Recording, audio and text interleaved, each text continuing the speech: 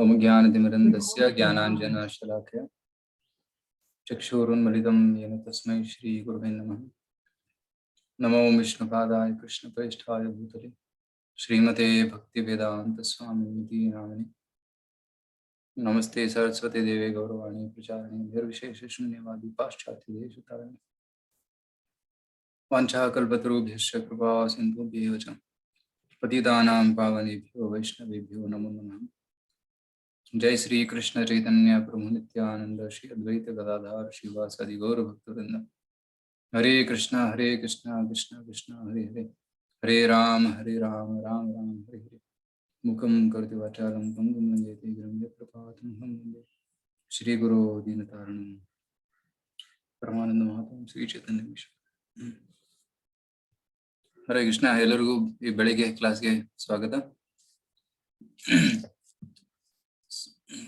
So ಇವತ್ತು ನಾವು question answers ತಗೊಳ್ಳೋಣ. ನಿನ್ನೆ ಭಾಗವತರ ಸಮಾಲಯದ ಕ್ವಶನ್ ಆನ್ಸರ್ಸ್. ಸೊ ಅದಕ್ಕಿಂತ ಮುಂಚೆ ಕೆಲವೊಂದು ವಿಷಯಗಳನ್ನ ಒಂದು 10 ನಿಮಿಷ ಐ ವಿಲ್ ಸ್ಪೀಕ್. ಭಾಗವತಂ ಒಂದು ಶ್ಲೋಕವನ್ನು ಚರ್ಚೆ ಮಾಡೋಣ, ನಂತರ ಕ್ವಶನ್ ಆನ್ಸರ್ಸ್ ತಗೊಳ್ಳೋಣ. ಇದು ಶ್ರೀಮದ್ ಭಾಗವತಂ ಕ್ಯಾಂಟೋ 1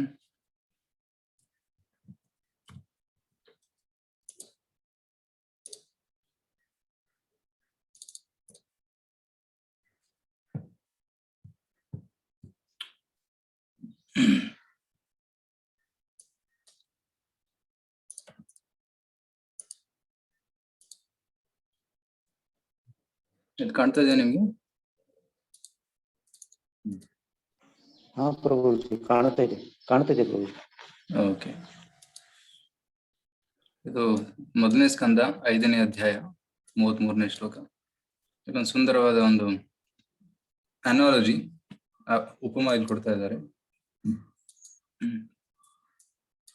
ಆಮಯೋ ಯಶ್ಚ ಭೂತಾನಾಂ ಜಾಯತೆ ಯೇನ ಸುವ್ರತ ತದೇವ ಹ್ಯಾಮಯಂ ದ್ರವ್ಯಂ ನ ಪುನಾತಿ ಚಿಕಿತ್ಸಿತಂ. ಆಮಯ ಅಂದ್ರೆ ರೋಗ. ಆಮಯ ಯಶ್ಚ ಭೂತಾನಾಂ ಜಾಯತೆ ಯೇನ ಸುವ್ರತ. ಈ ಜನರಿಗೆ ರೋಗ ಬರುತ್ತೆ, ರೋಗಕ್ಕೆ ಒಂದು ಕಾರಣ ಇರುತ್ತೆ. ರೈಟ್? ಸೊ ವೈರಸ್ ಆಗಿರ್ಬೋದು ಅಥವಾ ಒಂದು ಬ್ಯಾಕ್ಟೀರಿಯಾ ಆಗಿರ್ಬೋದು, ಏನಾಗಿರ್ಬೋದು. ಸೊ ಅದರಿಂದ ಒಂದು ರೋಗ ಬರುತ್ತೆ. ಆಮಯೋ ಎಷ್ಟು ಭೂತಾನಾಂ ಜಾಯತೆ ಏನ ಸುವ್ರತ ತದೇವ ಹಿ ಆಮಯಂ ದ್ರವ್ಯಂ ನ ಪುನಾತಿ ಚಿಕಿತ್ಸಿತಂ. ಅದೇ ದ್ರವ್ಯವನ್ನು ಉಪಯೋಗಿಸಿ ಆ ಒಂದು ಚಿಕಿತ್ಸೆಯನ್ನು ನಾವು ಮಾಡಬಹುದು. ಇದೊಂದು ಶ್ಲೋಕ. The O good soul, does not a thing applied therapeutically cure a disease which was caused by that very same thing? ಯಾವುದರಿಂದ ರೋಗ ಬಂತೋ ಅದೇ ಒಂದು ಪದಾರ್ಥದಿಂದ ರೋಗವನ್ನು ನಿವಾರಣೆ ಮಾಡಬಹುದು ಅಂತ ಈ ಶ್ಲೋಕದಲ್ಲಿ ನಾರದ ಮುನಿಗಳು ವ್ಯಾಸದೇವರಿಗೆ ಹೇಳ್ತಾ ಇದ್ದಾರೆ. ಪ್ರಭುಪಾದರು ಉದಾಹರಣೆ ಕೊಡ್ತಾರೆ ತಾತ್ಪರ್ಯದಲ್ಲಿ. ಹೇಗೆ ಅತಿ ಹೆಚ್ಚು ಹಾಲು ಕುಡಿದ್ರೆ ಕೆಲವೊಮ್ಮೆ ಡಿಸೆಂಟ್ರಿ ಆಗುತ್ತೆ, ವ್ಯಾಧಿ ಆಗುತ್ತೆ, ರೈಟ್? ಸೊ ಬೇದಿ ಆಗುತ್ತೆ. ಸೊ ಪದೇ ಪದೇ ಬಾತ್ರೂಮ್ ಹೋಗಬೇಕಾಗುತ್ತೆ. ಆದ್ರೆ ಅದೇ ಹಾಲನ್ನ ಮೊಸರಿನ ರೂಪದಲ್ಲಿ ತಗೊಂಡ್ರೆ ಬೇದಿ ನಿಂತೋಗುತ್ತೆ, ರೈಟ್? ಸೊ ಮೊಸರು ಜನರಲಿ ಹೊಟ್ಟೆ ಕೆಟ್ಟಾಗ ಮೊಸರು ತಿನ್ನಕ್ಕೆ ಹೇಳ್ತಾರೆ. ಯಾಕಂದ್ರೆ ಮೊಸರು ತಿಂದ್ರೆ ಹೊಟ್ಟೆ ಅದು ಲೂಸ್ ಮೋಷನ್ ಸ್ಟಾಪ್ ಆಗ್ಬಿಡುತ್ತೆ. ಸೊ ಮಿಲ್ಕ್, ಹಾಲು ಮತ್ತೆ ಮೊಸರು ವ್ಯತ್ಯಾಸ ಏನಿಲ್ಲ. ಹಾಲಿನಿಂದ ಮೊಸರು ಬರ್ತಾ ಇದೆ, ಆದ್ರೆ ಎರಡರ ಪ್ರಕೃತಿ ಬೇರೆ ಇದೆ. ಹಾಲು ಮತ್ತೆ ಮೊಸರಿನ ಒಂದು ಗುಣಗಳು ಬೇರೆ ಬೇರೆ ಇದೆ. ಹಾಲು ಕುಡಿದ್ರೆ ಲೂಸ್ ಮೋಷನ್ ಆಗುತ್ತೆ, ಮೊಸರು ತಗೊಂಡ್ರೆ ಲೂಸ್ ಮೋಷನ್ ನಿಂತು ಹೋಗುತ್ತೆ. ಇದು ಆಯುರ್ವೇದದಲ್ಲಿ ಇದು ಇದೆ. ಸೊ ನಾವೆಲ್ಲರೂ ಗೊತ್ತಿರ್ಬೋದು, ಪೀಪಲ್ ಯೂಸ್ ಇಟ್. ತುಂಬಾ ಜನ ಇದನ್ನ ಪ್ರಾಕ್ಟೀಸ್ ಮಾಡ್ತಾರೆ. ಸೊ ಇದನ್ನ ಮುಳ್ಳಿಂದ ಮುಳ್ಳು ತೆಗೆದಂತಾರೆ. ಯಾವುದರಿಂದ ರೋಗ ಬಂತು, ಮುಳ್ಳು ಕಾಲೊಳಗೆ ಹೋದ್ರೆ ನೋವಾಗುತ್ತೆ, ಆದ್ರೆ ಇನ್ನೊಂದು ಮುಳ್ಳಿಂದ ಆ ಮುಳ್ಳನ್ನು ತೆಗಿಬಹುದು. ಅದೇ ರೀತಿ ರೋಗ, ಈಗ ಕೊರೋನಾ ಇದೆ, ವ್ಯಾಕ್ಸಿನ್ ಎಲ್ಲ ಬರ್ತಾ ಇದೆ. ವ್ಯಾಕ್ಸಿನ್ ಹೇಗ್ ಮಾಡ್ತಾರೆ? ಕೊರೋನಾ ವೈರಸ್ ತಗೊಂಡು ವ್ಯಾಕ್ಸಿನ್ ಮಾಡ್ತಾರೆ. ಸೊ ವ್ಯಾಕ್ಸಿನ್ ಅಲ್ಲೂ ಕೂಡ ವೈರಸ್ದು ಒಂದು ಅಂಶ ಇರುತ್ತೆ. ಸೊ ಅದಕ್ಕೆ ಒಂದು ಬಾಡಿ ಒಂದು ಏನಂತಾರೆ ಆಂಟಿಬಾಡೀಸ್ ಕ್ರಿಯೇಟ್ ಮಾಡ್ಕೊಂಡ್ಬಿಡುತ್ತೆ. ಸೊ ಆಕ್ಚುಯಲ್ ವೈರಸ್ ಬಂದಾಗ ಅದು ಫೈಟ್ ಮಾಡ್ಬೋದು. ಸೊ ಅದೇ ರೀತಿ ಕರ್ಮ, ನಾವು ಯಾವ ಕರ್ಮ ಮಾಡ್ತೀವೋ ಕರ್ಮ ಬಂಧನದಲ್ಲಿ ನಾವು ಸಿಗಾಕೊಂತೀವಿ, ಬಂಧಿತವಾಗ್ತೀವಿ ಕರ್ಮ ಬಂಧನದಲ್ಲಿ. ಆದ್ರೆ ಅದೇ ಕರ್ಮವನ್ನ ನಾವು ಭಗವಂತನಿಗೋಸ್ಕರ ಮಾಡಿದ್ರೆ ನಾವು ಬಂಧನದಿಂದ ಮುಕ್ತರಾಗ್ತೀವಿ. ಅದೇ ಇಲ್ಲಿ ಕೃಷ್ಣ ಇದು ನಾರದ ಮುನಿಗಳು ಈ ಶ್ಲೋಕದಲ್ಲಿ ಹೇಳ್ತಾ ಇದ್ದಾರೆ. ಬರೀತಾರೆ. ಆಕ್ಚುಲಿ ಕನ್ನಡದಲ್ಲಿ ಸಾಫ್ಟ್ ಕಾಪಿ ಇಲ್ಲ, ಅದಕ್ಕೆ ಇಂಗ್ಲಿಷ್ ಓದ್ತಾ ಇದ್ದೀನಿ. Similarly, threefold miseries of material existence cannot be mitigated simply by material activities. Such activities have to be spiritualized, just as by fire, iron is made red hot, and thereby the action of the fire begins. Similarly, the material conception of the thing is at once changed as soon as it is put into the service of the Lord. That is the secret of spiritual success. Generally ನಾವು ಸಾಮಾನ್ಯವಾಗಿ ಭೌತಿಕ ಕಾರ್ಯಗಳನ್ನ ಮಾಡ್ತಾ ಇರ್ತೀವಿ, ಭೌತಿಕ ವಸ್ತುಗಳನ್ನ ನಾವು ಉಪಯೋಗಿಸ್ತಾ ಇರ್ತೀವಿ ನಮ್ಮ ತೃಪ್ತಿಗಾಗಿ. ಆದ್ರೆ ಅದೇ ಭೌತಿಕ ವಸ್ತುಗಳನ್ನ, ಭೌತಿಕ ಚಟುವಟಿಕೆಗಳನ್ನ ಭಗವಂತನಿಗೋಸ್ಕರ ಮಾಡಿದಾಗ ಅದು ಆಧ್ಯಾತ್ಮಿಕವಾಗುತ್ತೆ. ಹೇಗೆ ಕಬ್ಬಿಣ ಬೆಂಕಿಯಲ್ಲಿಟ್ಟಾಗ ಕಬ್ಬಿಣ ಬೆಂಕಿಯ ಒಂದು ಗುಣ ಅದರಲ್ಲಿ ಬರುತ್ತೆ, ಅದು ಬಿಸಿ ಆಗುತ್ತೆ, ನಂತರ ಕೆಂಪು ಕೆಂಡದ ತರ ಅದು ಉರಿತಾ ಇರುತ್ತೆ. ಸೊ ಬೆಂಕಿ ಮತ್ತೆ ಕಬ್ಬಿಣದ ಮೇಲೆ ಏನು ವ್ಯತ್ಯಾಸ ಉಳಿದಿಲ್ಲ. ಬೆಂಕಿಯಲ್ಲಿಟ್ಟ ಮೇಲೆ ಎರಡು ಒಂದೇ ತರ ಕಾಣುತ್ತೆ. ಕಬ್ಬಿಣ ಕೂಡ ಬೆಂಕಿ ತರ ಕಾಣುತ್ತೆ. ಅದನ್ನ ಎಲ್ಲರೂ ಟಚ್ ಮಾಡಿದ್ರೆ ಅದಕ್ಕೂ ಬೆಂಕಿ ಹತ್ತುತ್ತೆ. ಸೊ ಅದೇ ರೀತಿ ನಾವು ನಮ್ಮ ಚಟುವಟಿಕೆಗಳನ್ನ ಭಗವಂತನಿಗೋಸ್ಕರ ಮಾಡಿದ್ರೆ, ಭಗವಂತನ ಸಂತುಷ್ಟಿಗೋಸ್ಕರ ಮಾಡಿದ್ರೆ ಯಾವುದೇ ಕರ್ಮ ಬಂಧನಕ್ಕೆ ನಾವು ಒಳಗಾಗೋದಿಲ್ಲ, ಕರ್ಮ ಬಂಧನದಿಂದ ಮುಕ್ತರಾಗ್ತೀವಿ. ರೈಟ್. ಕರ್ಮ ಮಾಡೋದ್ರಿಂದ ನಾವು ಬಂಧನದಲ್ಲಿ ಸಿಕ್ಕಾಕೋತೀವಿ. ಆದ್ರೆ ಅದೇ ಕರ್ಮವನ್ನ ಭಗವಂತನಿಗೋಸ್ಕರ ಮಾಡಿದ್ರೆ ನಾವು ಕರ್ಮದಿಂದ ಮುಕ್ತರಾಗ್ತೀವಿ ಅನ್ನೋ ಒಂದು ಸೊಲ್ಯೂಷನ್ ನ ಪ್ರಭುಪಾದರು ಇಲ್ಲಿ ಹೇಳ್ತಾ ಇದ್ದಾರೆ. ಏವಂ ನೃಣಾಂ ಕ್ರಿಯಾ ಯೋಗ ಸರ್ವೇ ಸಂಸ್ಕೃತಿ ಹೇತವಃ ತಯೇವಾತ್ಮ ವಿನಾಶಾಯ ಕಲ್ಪಂತೆ ಕಲ್ಪಿತಾ ಪರೇ. ಕ್ರಿಯಾಯೋಗ ಅಂದ್ರೆ ಕರ್ಮವನ್ನ ಭಗವಂತನಿಗೋಸ್ಕರ ಮಾಡಬೇಕು. when all a man's activities are dedicated to the service of the Lord, ಭಗವಂತನ ಸೇವೆಗೋಸ್ಕರ ಅದನ್ನ ತೊಡಗಿಸ್ತಾರೆ, those very activities which cause the perpetual bondage become the destroyer of the tree of work. ಅದೇ ಚಟುವಟಿಕೆಗಳು ನಮ್ಮ ಭೌತಿಕ ಸಂಸಾರವನ್ನ ನಾಶ ಮಾಡ್ತವೆ ಅಂತ ಹೇಳಿ ಹೇಳ್ತಾ ಇದ್ದಾರೆ. ಸೊ ಭಗವದ್ಗೀತೆಯಲ್ಲೂ ಕೂಡ ಇದನ್ನೇ ಉಲ್ಲೇಖ ಮಾಡಿದ್ದಾರೆ. ಭಗವದ್ಗೀತೆಯಲ್ಲಿ ಏನ್ ಹೇಳ್ತಾರೆ? ಯಜ್ಞಾರ್ಥಾತ್ ಕರ್ಮಣೋನ್ಯತ್ರ ಲೋಕೋಯಂ ಕರ್ಮ ಬಂಧನಃ ತದರ್ಥಂ ಕರ್ಮ ಕೌಂತೆಯ ಮುಕ್ತ ಸಂಘ ಸಮಾಚಾರ. ಯಜ್ಞಾರ್ಥಾತ್ ಕರ್ಮಣೋ, ಭಗವಂತನಿಗೋಸ್ಕರ ಕರ್ಮ ಮಾಡಿ. ಅನ್ಯತ್ರ ಲೋಕೋಯಂ ಕರ್ಮ ಬಂಧನ, ಬೇರೆ ಏನಾದ್ರೂ ಕರ್ಮ ಮಾಡಿದ್ರೆ, ಬೇರೆ ನಮ್ಮ ಸ್ವಾರ್ಥಕ್ಕೋಸ್ಕರ ಮಾಡಿದ್ರೆ ನಾವು ಬಂಧನದಲ್ಲಿ ತೊಡಗ್ತೀವಿ, ಕರ್ಮ ಬಂಧನ.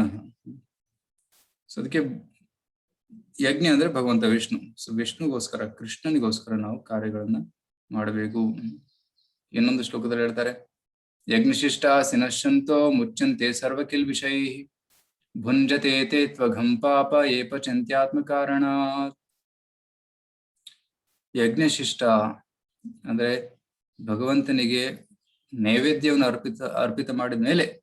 ಅರ್ಪಿಸದ ಮೇಲೆ ನಾವು ಆಹಾರವನ್ನು ತಗೋಬೇಕು. ಯಜ್ಞಶಿಷ್ಟ ಅಂತ ಕರೀತಾರೆ. ದೇವರಿಗೆ ಅರ್ಪಣೆ ಮಾಡದೆ ಏನು ತಿನ್ಬಾರ್ದು. ಸೊ ದೇವರಿಗೆ ಅರ್ಪಣೆ ಮಾಡಿದಾಗ ಅದು ಪವಿತ್ರವಾಗುತ್ತೆ, ಪರಿಶುದ್ಧವಾಗುತ್ತೆ, ಕರ್ಮದಿಂದ ಮುಕ್ತವಾಗುತ್ತೆ ಆಹಾರ. ಅಂತ ಪರಿಶುದ್ಧ ಆಹಾರವನ್ನ ನಾವು ಸೇವಿಸಿದ್ರೆ ಕರ್ಮ ಬಂಧನದಲ್ಲಿ ಸಿಗೋದಿಲ್ಲ. ಯಜ್ಞಶಿಷ್ಟ ಆಶಿನಃ ಸಂತು ಮುಚ್ಚಂತೆ ಸರ್ವ ಕಿಲ್ಬಿಷೈ, ಎಲ್ಲ ಪಾಪದಿಂದ ಮುಕ್ತರಾಗ್ತೀವಿ. ಅದೇ ಪ್ರಸಾದದ ಮಹಿಮೆ. ಪ್ರಸಾದ ತಗೊಳ್ಳೋದ್ರಿಂದ ಎಲ್ಲಾ ಕರ್ಮಗಳಿಂದ ನಾವು ಮುಕ್ತರಾಗ್ತೀವಿ, ಕರ್ಮ ಬಂಧನದಿಂದನೇ ಮುಕ್ತರಾಗ್ತೀವಿ. ಅದಕ್ಕೆ ದೇವಸ್ಥಾನದಲ್ಲಿ ಒಂದು ಜನರು ಪ್ರಸಾದ ಸ್ವೀಕರಿಸ್ತಾರೆ, ಚರಣಾಮೃತ ಪ್ರಸಾದ ಎಲ್ಲವನ್ನು ಸ್ವೀಕರಿಸ್ತಾರೆ. ಯಾಕೆ? ಅದು ತುಂಬಾ ಪವಿತ್ರವಾದದ್ದು, ಭಗವಂತ ಸ್ವೀಕರಿಸಿದ್ದದು. ಸೊ ಅದಕ್ಕೆ ಅದರಲ್ಲಿ ಮಹಾಶಕ್ತಿ ಇರುತ್ತೆ ಪ್ರಸಾದ ಸ್ವೀಕರಿಸೋದ್ರಲ್ಲಿ. ಸೊ ಬರೀ ದೇವಸ್ಥಾನದಲ್ಲಿ ಮಾತ್ರ ಅಲ್ಲ, ಮನೆಯಲ್ಲಿ ಕೂಡ ತಾವು ಪ್ರಸಾದವನ್ನ ಸ್ವೀಕರಿಸಬಹುದು. ಮನೇಲಿ ಏನು ಅಡುಗೆ ಮಾಡ್ತಿರಲ್ಲ ಅದನ್ನ ಮೊದಲು ದೇವರಿಗೆ ಅರ್ಪಣೆ ಮಾಡಿ ಒಂದು ತುಳಸಿ ಇಟ್ಟು ದೇವರಿಗೆ ಅರ್ಪಣೆ ಮಾಡಿ ಅದನ್ನ ಸ್ವೀಕರಿಸಿ. ಸೊ ಯಜ್ಞಶಿಷ್ಟಾಸೀನ ಸಂತು ಮುಚ್ಚಂತೆ ಸರ್ವ ಕಿಲ್ ವಿಷಯ ಭುಂಜತೆ ತೇ ತ್ವಗಂ ಪಾಪ ಏ ಪಚಂತಿ ಆತ್ಮ ಕಾರಣ. ಯಾರು ತಮಗೋಸ್ಕರ ಅಡಿಗೆ ಮಾಡಿ ತಿಂತಾರೋ ಅವರು ಪಾಪವನ್ನು ತಿಂತಾರೆ ಅಂತ ಹೇಳ್ತಾರೆ. ಸೊ ಆದಷ್ಟು ನಾವು ಕೃಷ್ಣ ಪ್ರಸಾದವನ್ನು ಸ್ವೀಕರಿಸಿದ್ರೆ ಪ್ರಯತ್ನ ಮಾಡಬೇಕು. ಮತ್ತೆ ನಾವು ಎಲ್ಲಾ ಕಾರ್ಯಗಳನ್ನ ಕೃಷ್ಣನಿಗೋಸ್ಕರ ಮಾಡಬೇಕು. ಆಗ ನಮ್ಗೆ ಕರ್ಮ ಬಂಧನ ಕರ್ಮ ತಟ್ಟೋದಿಲ್ಲ, ಭೌತಿಕ ಕರ್ಮಗಳು ತಟ್ಟೋದಿಲ್ಲ ಅಂತ ಹೇಳ್ತಾರೆ. ಸೊ ತದೇವ ಹಿ ಆಮಯಂ ದ್ರವ್ಯಂ ನ ಪುನಾತಿ ಚಿಕಿತ್ಸಿತಂ. ಸೊ ಯಾವ ಒಂದು ರೋಗ, ಯಾವ ಒಂದು ಪದಾರ್ಥದಿಂದ ರೋಗ ಉಂಟಾಯ್ತೋ ಅದೇ ಪದಾರ್ಥದಿಂದ ಚಿಕಿತ್ಸೆಯನ್ನು ಕೂಡ ಪಡಿಬಹುದು. ಅದೇ ಶ್ಲೋಕಗಳ ಅರ್ಥ. ಸೊ ತಾವೆಲ್ಲರೂ ಕೆಲಸ ಮಾಡ್ತಾ ಇರ್ತೀರಾ, ಕೆಲಸವನ್ನ ಕೃಷ್ಣನ್ಗೋಸ್ಕರ ಮಾಡಿ. ಕೆಲವು ಆಫೀಸಿಗೆ ಹೋಗ್ತೀರಾ, ಕೆಲವರು ಸ್ಟೂಡೆಂಟ್ಸ್ ಇದ್ದೀರಾ, ಕೆಲವರು ಫ್ಯಾಕ್ಟ್ರಿ ಹೋಗ್ತೀರಾ. ಸೊ ಎಲ್ಲ ಕೆಲಸವನ್ನ ನಾನು ಕೃಷ್ಣನ್ಗೋಸ್ಕರ ಮಾಡ್ತಾ ಇದ್ದೀನಿ ಅಂತ ಭಾವನೆಯಿಂದ ಹೋಗ್ಬೇಕು. ಮತ್ತೆ ಕರ್ಮ ಫಲವನ್ನ, ಆ ಕರ್ಮ ಮಾಡಿದ ಮೇಲೆ, ಕೆಲಸ ಮಾಡಿದ ಮೇಲೆ ಸಿಗುವಂತ ಫಲವನ್ನ ಕೃಷ್ಣನಿಗೆ ಅರ್ಪಣೆ ಮಾಡ್ಬೇಕು. ಕೃಷ್ಣ ಅರ್ಪಣಂ. ಸೊ ಕೃಷ್ಣನಿಗೆ ಅರ್ಪಣೆ ಮಾಡಿದಾಗ ಅದು ಪವಿತ್ರವಾಗುತ್ತೆ. ಇಲ್ಲಾಂದ್ರೆ ಎಲ್ಲ ಕಾರ್ಯಗಳಲ್ಲಿ ಒಂದು ಪಾಪಕರ್ಮದ ಅಂಶ ಇದೆ. ಯಾವುದೇ ಕಾರ್ಯಗಳು ಪರಿಶುದ್ಧವಲ್ಲ, ದೇ ನಾಟ್ ಪರ್ಫೆಕ್ಟ್. ಸ್ವಲ್ಪ ಪಾಪದ ಅಂಶ ಇದ್ದೇ ಇರುತ್ತೆ. ಹೇಗೆ ಬೆಂಕಿ ಹಚ್ಚಿದಾಗ ಹೊಗೆ ಬರುತ್ತೆ, ಅದೇ ರೀತಿ ಏನೇ ಕೆಲಸ ಮಾಡಿದ್ರು ಸ್ವಲ್ಪ ಪಾಪ ಬಂದೇ ಬರುತ್ತೆ. ಸೊ ಆ ಪಾಪದಿಂದ ಮುಕ್ತರಾಗಬೇಕಾದ್ರೆ ಆ ಕರ್ಮ ಫಲವನ್ನ ನಾವು ಕೃಷ್ಣಾರ್ಪಣಂ, ಭಗವಂತನಿಗೆ ಅರ್ಪಣೆ ಮಾಡಬೇಕು. ಆಗ ಪರಿಶುದ್ಧವಾಗುತ್ತೆ. ಸೊ ದುಡ್ಡು ಸಂಪಾದನೆ ಮಾಡ್ತೀವಿ, ದುಡ್ಡಲ್ಲಿ ಸ್ವಲ್ಪ ಭಾಗವನ್ನ ಭಗವಂತನಿಗೋಸ್ಕರ ಅರ್ಪಣೆ ಮಾಡಬೇಕು. ಭಗವಂತನ ಸೇವೆಯಲ್ಲಿ, ವಿಗ್ರಹ ಸೇವೆಯಲ್ಲಿ, ದೇವಸ್ಥಾನದ ಸೇವೆಯಲ್ಲಿ, ಅಥವಾ ಕುಟುಂಬದ ಆಧ್ಯಾತ್ಮಿಕ ಪ್ರಗತಿಗಾಗಿ ಉಪಯೋಗಿಸ್ಬೇಕು. ಈಗ ತುಂಬಾ ಜನ ಭಾಗವತಂ ಆರ್ಡರ್ ಮಾಡ್ತಾ ಇದ್ದಾರೆ. ಸೊ ಭಾಗವತಂ ಅದು ಇಸ್ ಇನ್ವೆಸ್ಟ್ಮೆಂಟ್. 6,000-7,000 ರೂಪಾಯಿ ಇನ್ವೆಸ್ಟ್ಮೆಂಟ್ ಮಾಡಿ, ಅದು ಸ್ಪಿರಿಚುವಲ್ ಇನ್ವೆಸ್ಟ್ಮೆಂಟ್, ರೈಟ್. ಸೊ ಅದು ಭಕ್ತಿ, ಆ ಭಕ್ತಿಯಿಂದ ಅದರಲ್ಲಿ ಇನ್ವೆಸ್ಟ್ ಮಾಡಿದಾಗ ಏನಾಗುತ್ತೆ, ಎಲ್ಲ ಪವಿತ್ರವಾಗುತ್ತೆ. ಸೊ ಈ ರೀತಿ ನಾವು ನಮ್ಮ ಗಳಿಸಿದ ದುಡ್ಡನ್ನ ಕೃಷ್ಣನಿಗೆ ಅರ್ಪಣೆ ಮಾಡಬೇಕು. ನಾವು ಮಾಡೋ ಕೆಲಸವನ್ನ ಕೃಷ್ಣನಿಗೆ ಅರ್ಪಣೆ ಮಾಡಬೇಕು. ನಾವು ಮಾಡೋ ತಪವನ್ನ ನಾವು ಭಗವಂತನಿಗೋಸ್ಕರ ಮಾಡಬೇಕು. ಯತ್ ಕರೋಸಿ ಯದಶ್ನಾಸಿ ಯಜ್ಜುಹೋಸಿ ದದಾಸಿ ಯತ್ ತಪಸ್ಯಸಿ ಕೌಂತೆಯ ತತ್ಕುರುಷ್ವ ಮದರ್ಪಣಂ. ಕೃಷ್ಣ ಭಗವದ್ಗೀತೆಯಲ್ಲಿ ಹೇಳ್ತಾರಲ್ಲ, ನಾವು ಎಲ್ಲಾ ಕಾರ್ಯಗಳನ್ನ, ತಪಸ್ಯವನ್ನ, ನಾವು ಆಹಾರ ಸೇವನೆಯನ್ನ, ಏನ್ ಸೇವಿಸ್ತೀವೋ ಅದನ್ನ ಭಗವಂತನ ಅರ್ಪಣೆ ಮಾಡಿ ಸೇವಿಸ್ತೀವಿ. ಯತ್ ತಪಸ್ಯಸಿ ಯದಶ್ನಾಸಿ ಯತ್ ಕರೋಸಿ ಯಜ್ಜುಹೋಸಿ, ಯಜ್ಞವನ್ನ ಭಗವಂತನಿಗೆ ಅರ್ಪಣೆ ಮಾಡ್ಬೇಕು. ದದಾಸಿಯ ದಾನ ಏನ್ ಕೊಡ್ತೀವಲ್ಲ ಅದು ಕೃಷ್ಣನಿಗೆ ಕೊಡ್ಬೇಕು. ಸೊ ಈ ರೀತಿ ಎಲ್ಲ ಕಾರ್ಯಗಳನ್ನ ಭಗವಂತನಿಗೋಸ್ಕರ ಮಾಡಿದ್ರೆ ನಮ್ಮ ರೋಗ ನಿವಾರಣೆ ಆಗುತ್ತೆ. ಭೌತಿಕ ಕರ್ಮಗಳಿಂದ ನಮ್ಗೆ ಮುಕ್ತಿ ಸಿಗುತ್ತೆ, ನಿವಾರಣೆ ಆಗುತ್ತೆ ಅಂತ ಇಲ್ಲಿ ಹೇಳ್ತಾರೆ. ಓಕೆ, ಸೊ ಇದೇ ಒಂದು ವಿಷಯ ಹೇಳ್ಬೇಕಂತ ಇತ್ತು. ಈ ಕೆಲವೊಂದು ಪ್ರಶ್ನೆಗಳು ಬಂದಿದೆ. ಇಲ್ಲಿ ಪ್ರಶ್ನೆಗಳನ್ನು ಓಪನ್ ಮಾಡ್ತೀನಿ. ಫಸ್ಟ್ ಇಲ್ಲಿ ಗೂಗಲ್ ಫಾರ್ಮ್ ಅಲ್ಲಿ ಬಂದಿರೋಂಥ ಪ್ರಶ್ನೆಗಳನ್ನ ತಗೋಣ, ನಂತರ ಡೈರೆಕ್ಟ್ ಆಗಿ ಕ್ವಶನ್ ತಗೋಣ.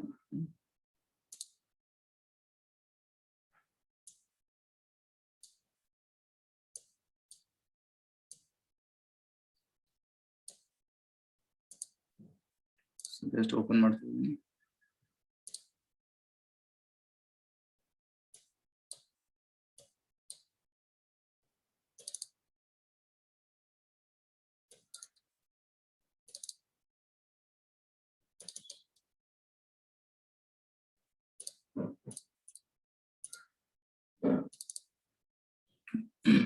ಪ್ರಶ್ನೆ ಬರ್ತದೆ. ನಾರಾಯಣ ಸ್ವಾಮಿಗಳು ಕೇಳ್ತಾ ಇದ್ದಾರೆ, ಹರೇ ಕೃಷ್ಣ ಪ್ರಭು, ದಂಡೋತ್ ಪ್ರಣಾಮ್. ಇದರ ಪ್ರವಚನ ತುಂಬಾ ಚೆನ್ನಾಗಿತ್ತು. ನನ್ನದು ಒಂದು ಪ್ರಶ್ನೆ, ಕಂಠಿ ಮಾಲೆಯನ್ನು ಎಲ್ಲರೂ ಧರಿಸಬಹುದಾ ಅಥವಾ ಅದಕ್ಕೆ ನಿಯಮಗಳು ಏನಾದ್ರು ಇದೆಯಾ? ಹರೇ ಕೃಷ್ಣ. ಸೊ ನಾರಾಯಣ ಸ್ವಾಮಿಯವರೇ, ಕಂಠಿಮಾಲ ಆಕ್ಚುಲಿ ತುಳಸಿ ಮಾಲ ಇದು. ಸೊ ತುಳಸಿ ಗಿಡದಿಂದ, ತುಳಸಿ ಗಿಡ ಒಣಗಿದ ಮೇಲೆ ಆ ತುಳಸಿ ಗಿಡದಿಂದ ಈ ಕಂಠಿ ಮಾಲವನ್ನು ಮಾಡ್ತಾರೆ. ಸೊ ಈ ಕಂಠಿ ಮಾಲವನ್ನ ಧರಿಸಿದರೆ ಅದು ತುಂಬಾ ಸ್ಪಿರಿಚುವಲ್ ಅಡ್ವಾನ್ಸ್ಮೆಂಟ್ಗೆ, ಆಧ್ಯಾತ್ಮಿಕ ಪ್ರಗತಿಗೆ ತುಂಬಾ ಅನುಕೂಲಕರ. ಯಾಕಂದ್ರೆ ಯಾರು ತುಳಸಿ ಮಾಲೆ ಧರಿಸ್ತಾರೋ ಅವ್ರ ಹತ್ರ ಯಮದೂತರು ಮತ್ತೆ ದುಷ್ಟ ಶಕ್ತಿಗಳು ಬರೋದಿಲ್ಲ. ಆ ದುಷ್ಟ ಶಕ್ತಿಗಳು ದೂರ ಇರ್ತವೆ. ಅದಕ್ಕೆ ತುಳಸಿಯನ್ನ ನಾವು ಕಟ್ಕೊತೀವಿ. ಸೊ ತುಳಸಿಯ ಸ್ಪರ್ಶದಿಂದ ದುಷ್ಟ ಶಕ್ತಿಗಳು ದೂರ ಇರುತ್ತೆ, ಮತ್ತೆ ಯಮದೂತರು ಕೂಡ ದೂರ ಇರ್ತಾರೆ.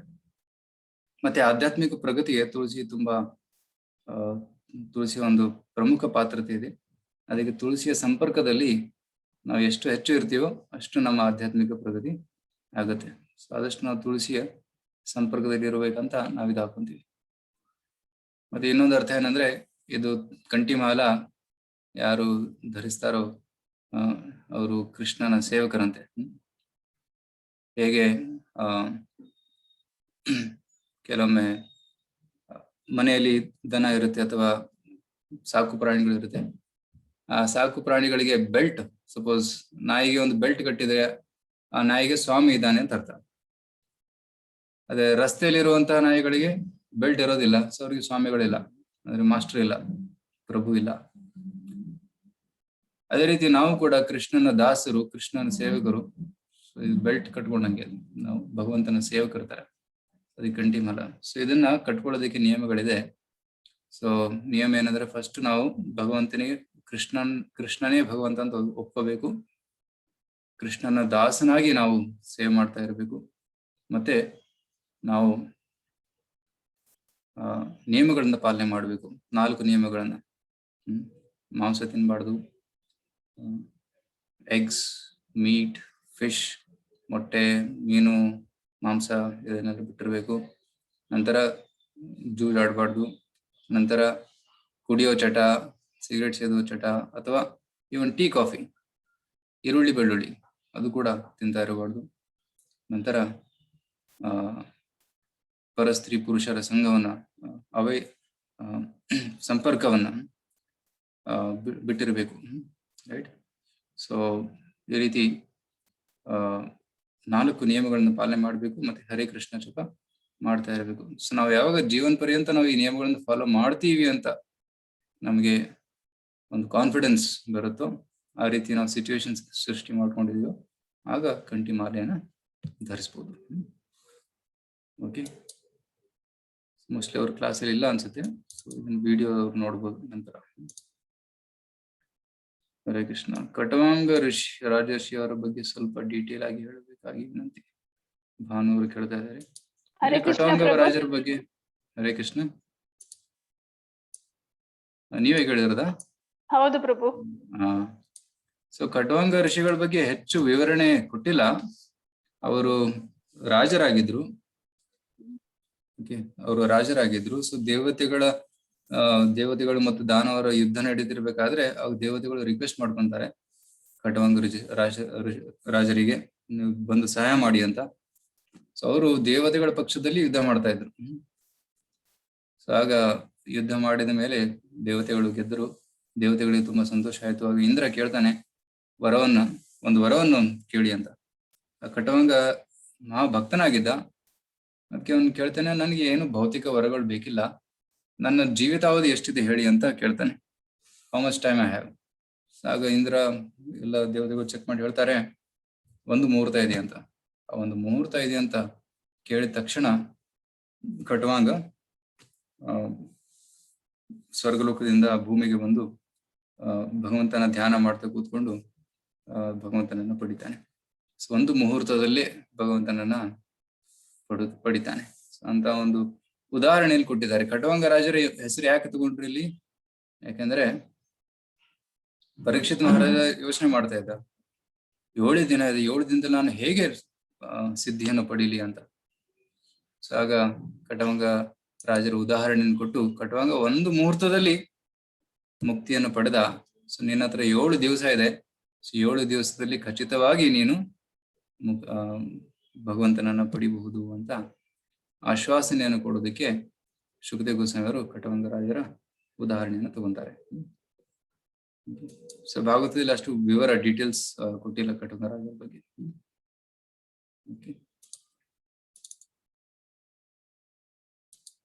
ವಿನಯ್ ಕೇಳ್ತಾ ಇದ್ದಾರೆ ಕ್ವಶನ್ 1. ಓಕೆ, ಎಸ್ 2 ಕ್ವಶನ್ಸ್ ಐತಿ. Harish as Grahastharu, how to balance devotional service, family affairs, spending time with their children, doing professional business work and household responsibilities. In short, with balancing all the above, could you tell us some steps on how can we reach our goal of going back home, back to God, chanting Hare Krishna, Mahamantra, hearing and reciting, reading Bhagavad Gita, Bhagavatam daily for some time? Is this enough, Guruji, along with doing other activities of a Grahastha? So ಗೃಹಸ್ಥರು ಹೇಗೆ ಭಕ್ತಿಯನ್ನು ಮಾಡಬೇಕು ಮತ್ತೆ ಹೇಗೆ ಯಾವ ರೀತಿ ಅವ್ರ ಸಮಯವನ್ನ ಎಲ್ಲದಕ್ಕೆ ಕೊಡಬೇಕು ಅಂತ ಇವರ ಪ್ರಶ್ನೆ. ಸೊ ಆಕ್ಚುಲಿ ಗೃಹಸ್ಥರಿಗೆ ಹಲವಾರು ಕೆಲಸಗಳು ಇರುತ್ತೆ. First is family, second is office and you also have bhakti. 3 ಇದೆ. ಮತ್ತೆ ಕೆಲವೊಮ್ಮೆ ಸಮಾಜ ಕೂಡ ಇರುತ್ತೆ, ಕುಟುಂಬ, ರಿಲೇಟಿವ್ಸ್, ಫ್ರೆಂಡ್ಸ್ ಅಂತೆಲ್ಲ. ಸೊ ಅದನ್ನೆಲ್ಲ ಬ್ಯಾಲೆನ್ಸ್ ಮಾಡಬೇಕು. So we have to allocate time for everything. ಎಲ್ಲದಕ್ಕೂ ನಮ್ಮ ಸಮಯವನ್ನ ನಿಗದಿತ ಮಾಡಬೇಕಾಗುತ್ತೆ. ಸೊ ಫಸ್ಟ್ ಏನ್ ಮಾಡ್ಬೇಕು ನಾವು? ಫಸ್ಟ್ ನಾವು ನಮ್ಮ ಆಧ್ಯಾತ್ಮಿಕ ಕಾರ್ಯಕ್ಕೆ ಟೈಮ್ ಕೊಟ್ಬಿಡ್ಬೇಕು. It is the highest priority. So highest priority spiritual life. So ಅದಕ್ಕೋಸ್ಕರ ಬೆಳಿಗ್ಗೆ ಟೈಮ್ ಫಸ್ಟ್ ನಾವು ಮಾಡ್ಬೇಕಾಗಿರೋದು ಸ್ಪಿರಿಚುವಲ್ ಕಾರ್ಯ. ಸೊ ಬೆಳಿಗ್ಗೆ ಟೈಮ್ ಅನ್ನ ನಾವು ದೇವ್ರಿಗೋಸ್ಕರ ಕೊಟ್ಬಿಡ್ಬೇಕು. ಗೃಹಸ್ಥರು ಅದೇ ಮಾಡ್ತಾರೆ. ಇಸ್ಕಾನ್ ಅಲ್ಲಿ ಇರುವಂತಹ ಸೀರಿಯಸ್ ಗೃಹಸ್ಥರು, ದೀಕ್ಷಿತ ಗೃಹಸ್ಥರು, ಅವರು ಬೆಳಿಗ್ಗೆ ಟೈಮ್ ಭಗವಂತನಿಗೋಸ್ಕರ ಕೊಡ್ತಾರೆ. ಬೆಳಿಗ್ಗೆ 4 ಗಂಟೆಯಿಂದ 7 ಗಂಟೆವರೆಗೂ ಸುಮಾರು 3 ಗಂಟೆಯನ್ನ ಇದಕ್ಕೆ ರಿಸರ್ವ್ ಮಾಡಿರ್ತಾರೆ. So they chant 16 rounds Hare Krishna ಮಂತ್ರ. ಅದು ಸುಮಾರು 1.5 ಗಂಟೆ 2 ಗಂಟೆ ತಗೊಳುತ್ತೆ. ನಂತರ ಚಿಕ್ಕ ಆರತಿ ಮಾಡೋದು, ಮತ್ತೆ ಭಾಗವತವನ್ನು ಓದುವುದು, ಆ ರೀತಿ ಟೈಮ್ ತಗೊಂತಾರೆ. ಸೊ ಎಸ್ಪೆಷಲಿ ಪುರುಷರಿಗೆ ಬೆಳಗ್ಗೆ ಟೈಮ್, ಯಾಕೆಂದ್ರೆ ಅವರು ಡೇ ಟೈಮಲ್ಲಿ ಆಫೀಸ್ಗೆ ಹೋಗ್ಬೇಕಾಗುತ್ತೆ ಅಥವಾ ಕೆಲಸ ಮಾಡ್ಬೇಕಾಗುತ್ತೆ. ಸೊ ಪುರುಷರು ಬೆಳಿಗ್ಗೆ ಟೈಮ್ ಅನ್ನ ಯೂಸ್ ಮಾಡ್ತಾರೆ. ಮತ್ತೆ ಮನೆಯಲ್ಲಿರುವ ಸ್ತ್ರೀಯರು ಜನರಲಿ ಗೃಹ ಕಾರ್ಯಗಳಲ್ಲಿ ಬ್ಯುಸಿ ಆಗಿರ್ತಾರೆ. ಬೆಳಿಗ್ಗೆ ಸ್ವಲ್ಪ ಟೈಮ್ ಸಿಗುತ್ತೆ ಜಪ ಮಾಡೋದಕ್ಕೆಲ್ಲ. ಸೊ ಬೆಳಿಗ್ಗೆ ಸ್ವಲ್ಪ ಜಪ ಮಾಡಿ, ಗೃಹ ಕಾರ್ಯಗಳನ್ನು ಮಾಡಿ, ಮತ್ತೆ ಅಡಿಗೆ ಮಾಡೋದು ಇದೆಲ್ಲ ಮಾಡ್ತಾರೆ. ಸೊ ಮತ್ತೆ ಡೇ ಟೈಮಲ್ಲಿ ಟೈಮ್ ಸಿಗುತ್ತೆ. ಸೊ ಡೇ ಟೈಮಲ್ಲಿ ಅವರು ಜಪ ಮತ್ತೆ ಸಾಧನೆಯನ್ನ ಮಾಡಬಹುದು. ಈ ರೀತಿ ಮನೆಯಲ್ಲಿರುವಂತಹ ಪುರುಷರು, ಸ್ತ್ರೀಯರು ಈ ರೀತಿ ಟೈಮ್ ವಿಂಗಡಣೆ ಮಾಡಬಹುದು. ಮತ್ತೆ ಡೇ ಟೈಮ್ ಆಫೀಸಿಗೆ ಹೋಗುತ್ತೆ. ಮಾರ್ನಿಂಗ್ 9 o'clock ಇಂದ ಇಟ್ಕೊಂಡು 5 o'clock 6 o'clock ಆಫೀಸ್ ಇದ್ದಾಗ, ವರ್ಕ್ ಫ್ರಮ್ ಹೋಮ್ ಇದ್ದಾಗ ಯಾವಾಗಾದ್ರೂ ಟೈಮ್ ಬಂದು ಕೆಲಸ ಮಾಡ್ಬೇಕಾಗುತ್ತೆ. We should be ready all the time. So ನಾವು ಸ್ವಲ್ಪ ಕೇರ್ಫುಲ್ ಆಗಿ ಟೈಮ್ ಅಲೋಕೇಟ್ ಮಾಡಿದ್ರೆ ಮಕ್ಕಳಿಗೋಸ್ಕರ, ಮತ್ತೆ ಮನೆಯಲ್ಲಿರುವಂತ ತಂದೆ ತಾಯಿಗೋಸ್ಕರ, ಮತ್ತೆ ರಿಲೇಟಿವ್ಸ್ಗೋಸ್ಕರ ಸ್ವಲ್ಪ ಟೈಮ್, ಎಕ್ಸ್ಕ್ಲೂಸಿವ್ ಟೈಮ್ ಸ್ಪೆಂಡ್ ಮಾಡ್ಬೋದು. And best way of spending time with family is come together and do some spiritual activity. ಕೆಲವೊಂದು ಆಧ್ಯಾತ್ಮಿಕ ಚಟುವಟಿಕೆಗಳನ್ನು ಮಾಡುವುದು. ಏನೇನ್ ಮಾಡ್ಬೋದು ಒಟ್ಟಿಗೆ ಬಂದಾಗ? ಭಗವಂತನ ಕೀರ್ತನೆ ಮಾಡ್ಬೋದು. ಒಬ್ರು ಹಾಡ್ಬೋದು, ಇನ್ನೊಬ್ರು ಚಪ್ಪಾಳೆ ತಟ್ಟಿ ಕೀರ್ತನೆಯಲ್ಲಿ ಪಾರ್ಟಿಸಿಪೇಟ್ ಮಾಡ್ಬೋದು, ರೈಟ್? ಸೊ ಎಲ್ಲರೂ ಒಟ್ಟಿಗೆ ಬಂದು family which prays together stays together, right? So ಈ ರೀತಿ ಬಂದು ಕೀರ್ತನೆಯನ್ನು ಮಾಡೋದು. ನಂತರ ಕೃಷ್ಣ ಪುಸ್ತಕ ಓದ್ಬೋದು ಅಥವಾ ಭಾಗವತಂ ಓದ್ಬೋದು. ಎಲ್ಲರೂ ಒಟ್ಟಿಗೆ ಸೇರಿ ಪ್ರತಿಯೊಬ್ಬರು ಒಂದೊಂದೊಂದು ಪ್ಯಾರಾಗ್ರಾಫ್ ಓದ್ಬೋದು, ಈ ರೀತಿ. ಸೊ ಇನ್ನೊಂದು best time to spend time with family spiritual is going for a trip. So ಒಂದು ವೀಕೆಂಡ್ ಸ್ಪಿರಿಚುವಲ್ ಟ್ರಿಪ್ ಹೋಗ್ಬೋದು. ಸೊ ತಿರುಪತಿ ಹೋಗ್ಬೋದು, ಅಥವಾ ಶ್ರೀರಂಗಪಟ್ಟಣ ಹೋಗ್ಬೋದು, ಅಥವಾ ಶ್ರೀರಂಗಂ ಹೋಗ್ಬೋದು, ಆ ಥರದಲ್ಲಿ. So you can go take a trip and come back. ಕೆಲವೊಮ್ಮೆ ಡಿವೋಟೀಸ್ ಲಾಂಗ್ ಹಾಲಿಡೇ ಸಿಕ್ಕಾಗ ದೂರ ಹೋಗ್ತಾರೆ, Vrindavan, Mathura, Mayapur. There is a good time. You are spending time with family, ಮತ್ತೆ you are doing spiritual activities also. So in that way both can be accomplished. So ಅದಕ್ಕೆ proper time allocation ಬೇಕಾಗುತ್ತೆ. ಸ್ವಲ್ಪ planning ಮಾಡಿದ್ರೆ everybody will be happy. ಇಲ್ಲಾಂದ್ರೆ ಏನಾಗುತ್ತೆ, husband becomes busy in work, ಕೆಲಸ ಮಾಡೋದ್ರಲ್ಲಿ ಮತ್ತೆ ಸ್ಪಿರಿಚುವಲ್ ಆಕ್ಟಿವಿಟೀಸ್ ಅಲ್ಲಿ. ಕೆಲವೊಮ್ಮೆ ಮನೆಯಲ್ಲಿ ಹೆಂಡತಿ ಮಕ್ಕಳಿಗೆ ಟೈಮ್ ಕೊಡೋಕ್ಕಾಗೋದಿಲ್ಲ, ಆಗ ಫ್ಯಾಮಿಲಿ ಪ್ರಾಬ್ಲಮ್ ಸ್ಟಾರ್ಟ್ ಆಗುತ್ತೆ. ಸೊ ಬ್ಯಾಲೆನ್ಸ್ ಮಾಡ್ಬೇಕಾಗುತ್ತೆ, right? So we should not go to extremes. sometimes work may take higher priority and sometimes family takes higher priority, right? So ಈ ರೀತಿ ನಾವು ಬ್ಯಾಲೆನ್ಸ್ ಮಾಡ್ತಾ ಇದ್ರೆ then we'll be happy. ಯಾವ್ದಾದ್ರು ಒಂದು imbalance ಆಗಿಬಿಟ್ರೆ then our life will be disturbed. ಅದಕ್ಕೆ we should try to balance. Life will be almost always out of balance. We have to bring it to balance. ಈಗ cycle ಓಡಿಸ್ಬೇಕಾದ್ರೆ cycle ಯಾವಾಗ್ಲೂ out of balance ಹೋಗ್ತಾ ಇರುತ್ತೆ, ಈ ಕಡೆ ಹೋಗುತ್ತೆ ಈ ಕಡೆ ಹೋಗುತ್ತೆ. ಸೊ ಎಕ್ಸ್ಪರ್ಟ್ ಸೈಕ್ಲಿಸ್ಟ್ ಯಾರು? ಅದನ್ನ ಬ್ಯಾಲೆನ್ಸ್ ಇಡೋರು. ಸೊ ಜೀವನ ಕೂಡ ಕೆಲವೊಮ್ಮೆ ಈ ಕಡೆ ಎಳೆಯುತ್ತೆ, ಕೆಲವೊಮ್ಮೆ ಆ ಕಡೆ ಎಳೆಯುತ್ತೆ, ಔಟ್ ಆಫ್ ಬ್ಯಾಲೆನ್ಸ್ ಹೋಗುತ್ತೆ. ಆದ್ರೆ ಎಕ್ಸ್ಪರ್ಟ್ ಡ್ಯೂಟಿ ಅಂದ್ರೆ ಯಾರು? ಔಟ್ ಆಫ್ ಬ್ಯಾಲೆನ್ಸ್ ಹೋದಾಗ ಮತ್ತೆ ಸ್ಟ್ರೇಟ್ ಆಗಿ ತಗೊಂಡ್ಬರೋದು ನಮ್ಮ ಜೀವನವನ್ನ, ಮತ್ತೆ ಹೇಳ್ಕೊಂಡ್ ಬರೋದು. ಸೊ ಅದೇ ನಮ್ಮ ಆಕ್ಟಿವಿಟಿ ಆಗಿರ್ಬೇಕು. So we should try to balance, and balanced life is happy life. ಯಾರು ತುಂಬಾ ಸಂತುಲಿತ ಜೀವನ ನಡೆಸ್ತಾರೋ ಅವರು ಸುಖವಾಗಿರ್ತಾರೆ. ಆ ಸಂತುಲನವನ್ನು ನಾವು ಜೀವನದಲ್ಲಿ ತರಬೇಕಾಗುತ್ತೆ. Okay, I hope that answers the first question. ಎರಡನೇ ಕ್ವಶನ್ ಕೇಳಿದರೆ, related 10 offense in chanting holy name, the 8th offense is to consider holy name of the Lord and his chanting method to be equal to some auspicious activity. I could not understand, please. So 8ನೇ offense ಏನಿದೆ, ಅಷ್ಟಮ offense, ಅದು ಶುಭ ಕಾರ್ಯ ಅಂತ. ಒಂದು ನಿಮಿಷ.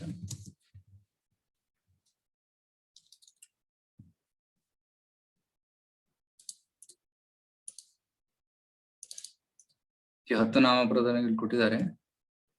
8ನೇ ನಾಮಪದ, ಧರ್ಮ ವ್ರತ ತ್ಯಾಗ ಹುತಾದಿ ಸರ್ವ ಶುಭ ಕ್ರಿಯಾ ಸಾಮ್ಯಂ ಅಪಿ ಪ್ರಮಾದ. ಸೊ ಕೆಲವು ಶಾಸ್ತ್ರಗಳಲ್ಲಿ ಕೆಲವೊಂದು ಧರ್ಮ ಕಾರ್ಯಗಳು ಅಥವಾ ಕರ್ಮಕಾಂಡ ಕಾರ್ಯಗಳನ್ನ ಕೊಟ್ಟಿದ್ದಾರೆ. ಸೊ ಸಾಮಾನ್ಯ ಧರ್ಮ ಮಾಡೋದು, ವ್ರತ ಮಾಡೋದು, ತ್ಯಾಗ, ಹುತ ಅಂದ್ರೆ ಆಹುತಿ ಕೊಡುವುದು, ಸರ್ವ ಶುಭ ಕ್ರಿಯಾ, ಇವೆಲ್ಲ ಶುಭ ಕ್ರಿಯೆಗಳು. ಇದನ್ನ ಈ ಕಾರ್ಯಗಳನ್ನ ಹರಿನಾಮಕ್ಕೆ ಹೋಲಿಸಿದರೆ ಸಾಮ್ಯಂ ಅಪಿ ಪ್ರಮಾದ, ಅದು ಹುಚ್ಚುತನ. ಈ ಧರ್ಮ ವ್ರತ ಹುತ ತ್ಯಾಗ ಇದೆಲ್ಲ ಮಾಡೋದ್ರಿಂದ ಸ್ವರ್ಗಕ್ಕೆ ಹೋಗ್ಬೋದು, ನಮ್ಮ ಪಾಪಗಳಿಂದ ಮುಕ್ತಿ ಪಡಿಬಹುದು, ಅದು ನಿಜ. ಅದಕ್ಕೆ ಶುಭ ಕಾರ್ಯ ಅಂತ ಕರೀತಾರೆ, ಶುಭ ಕ್ರಿಯೆ ಅಂತ ಕರೀತಾರೆ. ಆದ್ರೆ ಭಗವಂತನ ನಾಮ ತಗೊಳ್ಳೋದ್ರಿಂದ ನಮ್ಗೆ ಭಗವಂತನ ಪ್ರೇಮ ಸಿಗುತ್ತೆ, ಕೃಷ್ಣ ಪ್ರೇಮ. ನಾವು ಕೃಷ್ಣ ಲೋಕಕ್ಕೆ ಹೋಗ್ತೀವಿ. ಈ ಶುಭ ಕಾರ್ಯಗಳಿಂದ ನಾವು ಕೃಷ್ಣ ಲೋಕಕ್ಕೆ ಹೋಗಕ್ ಸಾಧ್ಯವಿಲ್ಲ. ಆದ್ರೆ ಹರಿನಾಮ ನಮ್ಮನ್ನ ಕೃಷ್ಣ ಲೋಕಕ್ಕೆ ತಗೊಂಡು ಹೋಗುವಂತ ಶಕ್ತಿ ಅದರಲ್ಲಿದೆ.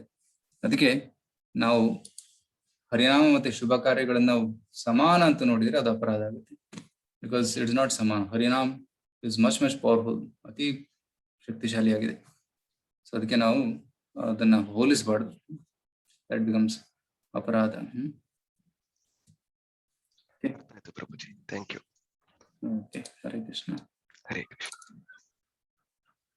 ಶಾಂತ ಅವರು ಕೇಳ್ತಾರೆ, ಪಾತಾಳ ಲೋಕದ ಹಾಗೂ ಅಷ್ಟಾಂಗ ಯೋಗ ಯಾವುದು? 14 ಪಾತಾಳ ಲೋಕದ ಹಾಗೂ ಅಷ್ಟಾಂಗ ಯೋಗ ಯಾವುದು? ಅದರ ಬಗ್ಗೆ ವಿವರಣೆ ಕೊಡಿ ಗುರುಜಿ. ಓಕೆ, ಶಾಂತ ಅವರು ಇಲ್ಲಿದಾರ? ಇಲ್ಲಿದ್ದಾರೆ. ಮತ್ತೆ ನಿಮ್ ಪ್ರಶ್ನೆ ಏನೋ ಎಕ್ಸಾಕ್ಟ್ ಆಗಿ ಕೇಳಬಹುದಾ? 14 ಲೋಕಗಳಿದೆ, ಹೌದು. ಈ 14 ಲೋಕಗಳಲ್ಲಿ ಇಲ್ಲಿ ಅಷ್ಟಾಂಗ ಯೋಗಿಗಳು ಏನ್ ಮಾಡ್ತಾರೆ ಅಂದ್ರೆ, ಫಸ್ಟ್ ಅವರು ಧ್ಯಾನವನ್ನು ಮಾಡ್ಬೇಕು ತಾನೆ. ಅಷ್ಟಾಂಗ ಯೋಗದಲ್ಲಿ 8 ಅಂಗಗಳಿದೆ. ಯಮ, ನಿಯಮ, ಆಸನ, ಪ್ರಾಣಾಯಾಮ, ಪ್ರತ್ಯಾಹಾರ, ಧಾರಣ, ಧ್ಯಾನ, ಸಮಾಧಿ. ಸೊ 2ನೇ ಕ್ಯಾಂಟೋದಲ್ಲಿ, ಸೆಕೆಂಡ್ ಕ್ಯಾಂಟೋದಲ್ಲಿ, ಪ್ರಥಮ ಅಧ್ಯಾಯದಲ್ಲಿ ಒಂದು ಧಾರಣಾಶ್ರಯದ ಬಗ್ಗೆ ಹೇಳ್ತಾರೆ. ಧಾರಣಾಶ್ರಯ ಅಂದ್ರೆ ಯಾವ್ದ್ರ ಬಗ್ಗೆ ನಾವು ಧ್ಯಾನ ಮಾಡ್ಬೇಕು ಅಂತ, ಅದು ಧಾರಣಾಶ್ರಯ. ಸೊ ಯಾರ ಮನಸ್ಸು ಪರಿಶುದ್ಧವಾಗಿಲ್ಲ, ಯಾರು ಭಗವಂತನ ಶ್ಯಾಮ ಸುಂದರ ರೂಪವನ್ನ ಒಪ್ಕೊಳ್ಳುವಂತ ಸ್ತರಕ್ಕೆ ಏನು ಬಂದಿಲ್ಲ, ಅವ್ರಿಗೋಸ್ಕರ ಇಲ್ಲಿ ಹೇಳ್ತಾರೆ, ನೀವು ವಿರಾಟ್ ರೂಪದ ಧ್ಯಾನ ಮಾಡಿ ಅಂತ. ಸೊ ಆಗ 14 ಲೋಕಗಳಿದಾವಲ್ಲ, ಈ 14 ಲೋಕಗಳ ಮೇಲೆ ಅವರು ಲೋಕಗಳನ್ನ ಭಗವಂತನ ಅಂಗಗಳು ಅಂತ ಅವರು ಭಾವಿಸಿ ಅದರ ಮೇಲೆ ಧ್ಯಾನ ಮಾಡ್ತಾರೆ. ಸೊ ಭಗವಂತನ ವಿರಾಟ್ ರೂಪದ ಮೇಲೆ ಧ್ಯಾನ ಮಾಡಿದಾಗ ಅವ್ರ ಮನಸ್ಸು ಪರಿಶುದ್ಧವಾಗುತ್ತೆ. ನಂತರ ಅವರು ಮೇಲೆ ಭಕ್ತಿಯಲ್ಲಿ ಮೇಲೆ ಬಂದಾಗ ಅವರು ಪರಮಾತ್ಮನ ಧ್ಯಾನ ಮಾಡ್ತಾರೆ. ಅದನ್ನ 2ನೇ ಅಧ್ಯಾಯದಲ್ಲಿ ನೋಡೋಣ. ಶಂಖ ಚಕ್ರ ಗದಾ ಪದ್ಮತಾರಂ ಮತ್ತೆ ಮೇಘಶ್ಯಾಮ, ಸೊ ಪೀತ ಕೌಶೇಯ ವಾಸಂ. ಸೊ ಸುಂದರವಾದಂತಹ ಭಗವಂತನ ಸ್ವರೂಪವನ್ನ ನೋಡುವ ಸ್ಥಳಕ್ಕೆ ಬರ್ತಾರೆ. ನಂತರ ಅವರು ಭಗವಧಾಮಕ್ಕೆ ಹೋಗ್ತಾರೆ. ಓಕೆ, ಅದೇ ನಿಮ್ ಪ್ರಶ್ನೆ ಆಯ್ತಾ ಶಾಂತ ಅವರೇ? ಹಾ ಪ್ರಭುಜಿ. Okay. ಅದೇ ಅಷ್ಟಾಂಗ ಯೋಗ ಅಂದ್ರೆ ಯಮ, ಹಾ, ನಿಯಮ, ಆಸನ, ಪ್ರಾಣಾಯಾಮ, ಪ್ರಾಣಾಯಾಮ, ಪ್ರತ್ಯಾಹಾರ, ಪ್ರತ್ಯಾಹಾರ ಮತ್ತೆ ಧಾರಣ, ಧ್ಯಾನ, ಸಮಾಧಿ. ಸಮಾಧಿ. ಇನ್ನೊಂದೆರಡು ಗೊತ್ತಾಗ್ಲಿಲ್ಲ ಪ್ರಭುಜಿ, ಅದಕ್ಕೆ ಕೇಳಿ. ಈಗ ಎಲ್ಲ ಗೊತ್ತಾಯ್ತಲ್ಲ 8? 8ರಲ್ಲಿ 6 ಏನು ಗೊತ್ತಾಗಿದೆ, ಇನ್ನೊಂದೆರಡು ಗೊತ್ತಾಗ್ಲಿಲ್ಲ ಪ್ರಭು. ಧ್ಯಾನ ಮತ್ತೆ ಸಮಾಧಿ. ಆಯ್ತು. Okay, ಧ್ಯಾನ 14 ಲೋಕ ಅದು ಪಾತಾಳದ ಬಗ್ಗೆ ಅದು ಕೊಟ್ಟಿದ್ರಿ, ಅದ್ ಸ್ವಲ್ಪ ಯಾವ ಲೋಕ ಅಂತ ಬರ್ಕೋಬೇಕು ಅನ್ಕೊಂಡಿದ್ದೆ. ಹೌದಾ? ಇಲ್ಲಿ ನೋಡಿ, ಇಲ್ಲಿ ಯಮ, ನಿಯಮ, ಆಸನ 3, ಪ್ರಾಣಾಯಾಮ, ಪ್ರತ್ಯಾಹಾರ, ಧಾರಣ, ಧ್ಯಾನ, ಸಮಾಧಿ. ಸೊ 16, 17, 18, 19 4 ಶ್ಲೋಕಗಳಲ್ಲಿ ಈ ಅಷ್ಟಾಂಗ ಯೋಗವನ್ನು ವಿವರಣೆ ಮಾಡಿದ್ದಾರೆ. ಭಾಗವತದಲ್ಲಿ, ಭಗವದ್ಗೀತೆಯಲ್ಲೂ ಬರುತ್ತೆ, 6ನೇ ಅಧ್ಯಾಯದಲ್ಲಿ ಬರುತ್ತೆ, ಈ 8 ಕೂಡ ಬರುತ್ತೆ. ಸೊ ಧಾರಣ ಅಂದ್ರೆ ಮನಸ್ಸು ಭಗವಂತನ ಮೇಲೆ ಸ್ವಲ್ಪ ಸ್ವಲ್ಪ ನಿಲ್ತಾ ಇದೆ. ಧ್ಯಾನ ಅಂದ್ರೆ ಧಾರಣೆ ತೀವ್ರವಾದಾಗ ಧ್ಯಾನವಾಗುತ್ತೆ. ಸಮಾಧಿ ಅಂದ್ರೆ ಸತತವಾಗಿ ಭಗವಂತನನ್ನ ಸ್ಮರಿಸ್ತಾ ಇದ್ದಾರೆ, ಆ ಒಂದು ಹಂತ ಇದು. ಸೊ ಧಾರಣ, ಧ್ಯಾನ, ಸಮಾಧಿ ಅದು ಕಾನ್ಸಂಟ್ರೇಷನ್ ಧ್ಯಾನವೇ, ಅಂದ್ರೆ ಧ್ಯಾನದ ಒಂದು ತೀವ್ರತೆ ಹೆಚ್ಚುತ್ತಾ ಹೋಗುತ್ತೆ. ಸಮಾಧಿಯಲ್ಲಿ ಸತತವಾಗಿ ಅವರು ಧ್ಯಾನ ಮಾಡ್ತಾ ಇರ್ತಾರೆ, ಭಗವಂತನ ಧ್ಯಾನ. ಸುಮ್ಮನೆ ವಿರಾಟ ರೂಪದ್ದು ಇಲ್ಲಿದೆ ಈ ಫೋಟೋ, ಬೇಕಿದ್ರೆ ಈ ಫೋಟೋವನ್ನ ಗ್ರೂಪ್ ಅಲ್ಲಿ ಹಾಕೋಣ, ತಾವಲ್ಲಿ ನೋಡ್ಬೋದು. ಓಕೆ ಆಯ್ತು. ಓಕೆ, ಮತ್ತೆ ನಿಮ್ಮ ಹತ್ರ ಭಾಗವತಂ ಇದ್ರೆ ಭಾಗವತಂ ಅಲ್ಲಿ ಶ್ಲೋಕಗಳಲ್ಲಿ ಬರುತ್ತೆ. ಸೊ ನೀವು ಭಾಗವತಂ ರೆಫರ್ ಮಾಡಿ ಆ ಶ್ಲೋಕನ, ಆಗ ನಿಮಗೆ ಅರ್ಥ ಆಗುತ್ತೆ. ಓಕೆ, ಇನ್ನೊಂದು ಪ್ರಶ್ನೆ ಬಂದಿದೆ ಪ್ರಭು, ಗ್ರೂಪ್ ಅಲ್ಲಿ ಹಾಕ್ಬಿಡಿ ಪ್ರಭು. ಅದೇ ಭಾಗವತ ಗ್ರೂಪ್ ಅಲ್ಲಿ ಹಾಕ್ತಾರೆ. Is concept, is black hole concept related to Mahavishnu's Nabhi? के भारतीय राज्य से ಹೇಳಿದ್ದಾರೆ. So black hole concept ಅಂತ ವಿಜ್ಞಾನಿಗಳು ಹೇಳ್ತಾರೆ. Black hole is something where in everything enters and nothing comes out. ಅದೊಂದು ಯಾರು ವಿಜ್ಞಾನಿಗಳಿಗೂ ಗೊತ್ತಿಲ್ಲ ಬ್ಲಾಕ್ ಹೋಲ್ ಏನು ಅಂತ. ಸೊ ಆದ್ರೆ ಅಲ್ಲಿ ಏನು ಹೋಗುತ್ತೋ ಅದು ಎಲ್ಲ ಎಳ್ಕೊಂಡ್ಬಿಡುತ್ತೆ, ಅದು ಒಳಗಿಂದ ಏನು ಹೊರಗೆ ಬರೋದಿಲ್ಲ ಅಂತ ಒಂದು ಪ್ಲೇಸ್ಗೆ ಬ್ಲಾಕ್ ಹೋಲ್ ಅಂತ ಕರೀತಾರೆ. ಈ ಬ್ರಹ್ಮಾಂಡದಲ್ಲಿ ಇದೆ ಅಂತ ಹೇಳ್ತಾರೆ. ಆದ್ರೆ ಶಾಸ್ತ್ರೀಯದಲ್ಲಿ ಈ ರೀತಿ ವರ್ಣನೆ ಏನು ಕೊಟ್ಟಿಲ್ಲ ಬ್ಲಾಕ್ ಹೋಲ್ ಬಗ್ಗೆ. ಆದ್ರೆ ಕೆಲವೊಂದು ಲೋಕಗಳಿದೆ, ಲೋಕ ಅಂತ, ಅಲ್ಲಿ ಯಾರು ಹೋಗಕ್ ಸಾಧ್ಯ ಇಲ್ಲ, ಅಲ್ಲಿ ಹೋದವರು ಮತ್ತೆ ಹಿಂದಿರುಗಿ ಬರೋದಿಲ್ಲ ಅಂತ, ಅದಕ್ಕೆ ಲೋಕ ಅಂತ ಕರೀತಾರೆ. ಭಾಗವತದ ಪಂಚಮ ಸ್ಕಂದದಲ್ಲಿ ಇದರ ಉದಾಹರಣೆ ಇದೆ, ಲೋಕ ಪರ್ವತದ ಉದಾಹರಣೆ. ಸೊ ಬ್ಲಾಕ್ ಹೋಲ್ ಭಗವಂತನ ನಾಭಿಯೇ ಅಂತ ಯಾಕೆ ಯೋಚನೆ ಬರುತ್ತೆ ಅಂದ್ರೆ, ಮೋಸ್ಟ್ಲಿ ಯಾಕಂದ್ರೆ ಎಲ್ಲ ಸೃಷ್ಟಿ ಅಂದ್ರೆ ಬ್ರಹ್ಮಾಜಿಯ ರಾತ್ರಿ ಆದಾಗ ಎಲ್ಲಾ ಜೀವಿಗಳು ಭಗವಂತನ ಗರ್ಭೋದಕ್ಷ ವಿಷ್ಣುವಿನ ನಾಭಿಯಲ್ಲಿ ಸೇರ್ಕೊಂತವೆ. ಮತ್ತೆ ಬ್ರಹ್ಮಾಜಿಯ ದಿನವಾದಾಗ, ಬ್ರಹ್ಮ ಎಚ್ಚರಿಕೆ ಆದಾಗ ಸೃಷ್ಟಿ ಮಾಡಕ್ ಸ್ಟಾರ್ಟ್ ಮಾಡಿದಾಗ ಮತ್ತೆ ಭಗವಂತನ ನಾಭಿಯಿಂದ ಎಲ್ಲಾ ಜೀವಾತ್ಮಗಳಿಗೆ ತನ್ನ ಬೇರೆ ಬೇರೆ ಲೋಕಗಳಲ್ಲಿ ಸ್ಥಾನ ಸಿಗುತ್ತೆ, ಮತ್ತೆ ಅವರಿಗೆ ಶರೀರ ಸಿಗುತ್ತೆ. ಸೊ ಅದಕ್ಕೋಸ್ಕರ ಮೋಸ್ಟ್ಲಿ ಬ್ಲಾಕ್ ಹೋಲ್ ಜೊತೆ ಕಂಪ್ಯಾರಿಸನ್ ಮಾಡ್ತಾ ಇದ್ದಾರೆ ಅಂತ ಅನ್ಸುತ್ತೆ. ಆದ್ರೆ ಈ ರೀತಿ ಕಂಪ್ಯಾರಿಸನ್ ಎಲ್ಲಿಯೂ ಶಾಸ್ತ್ರದಲ್ಲಿ ಕೊಟ್ಟಿಲ್ಲ. ಸೊ ಆದ್ರೆ ಅದು ಖಚಿತ, ಭಗವಂತನಲ್ಲಿ ಎಲ್ಲ ಸೇರ್ಕೊಳ್ಳುತ್ತೆ, ಭಗವಂತನಿಂದ ಎಲ್ಲ ಬರುತ್ತೆ, ಅದು ನಿಜವಾಗಿದೆ. ಆದ್ರೆ ಭಗವಂತ ಬ್ಲಾಕ್ ಹೋಲ್ ಅಂತ ಎಲ್ಲೂ ಶಾಸ್ತ್ರದಲ್ಲಿ ಹೇಳಿಲ್ಲ.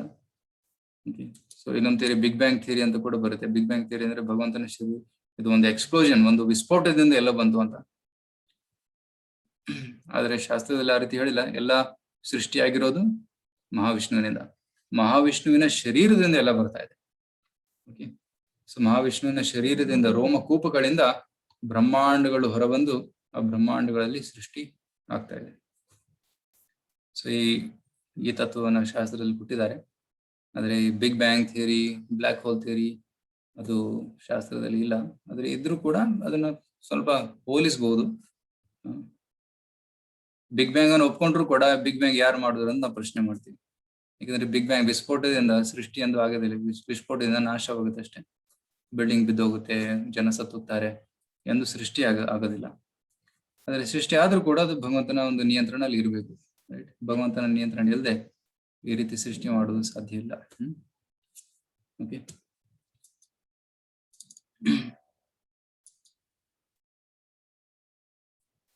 ಜಯಲಕ್ಷ್ಮಿ ಅವ್ರು ಕೇಳ್ತಾರೆ, ಪ್ರಭುಜಿ ಮೈಂಡ್ ಕಾಲ್ಮ್ ಆಗಿ ಇಟ್ಟುಕೊಳ್ಳುವುದು ಹೇಗೆ, ಮೈಂಡ್ ಶಾಂತವಾಗಿ ಇಟ್ಕೊಳ್ಳೋದು ಹೇಗೆ? ಅದಕ್ಕೆ ಒಂದು ಫಾರ್ಮುಲಾ ಇದೆ, ಶಾಂತಿ ಸೂತ್ರ ಇದೆ ಭಗವದ್ಗೀತೆಯಲ್ಲಿ. ಭೋಕ್ತಾರಾಂ ಯಜ್ಞ ತಪಸಾಂ ಸರ್ವಲೋಕ ಮಹೇಶ್ವರಂ ಸುಹೃದಂ ಸರ್ವಭೂತಾನಾಂ ಜ್ಞಾತ್ವಾ ಮಾಂ ಶಾಂತಿಂ ಪೃಚ್ಛತಿ.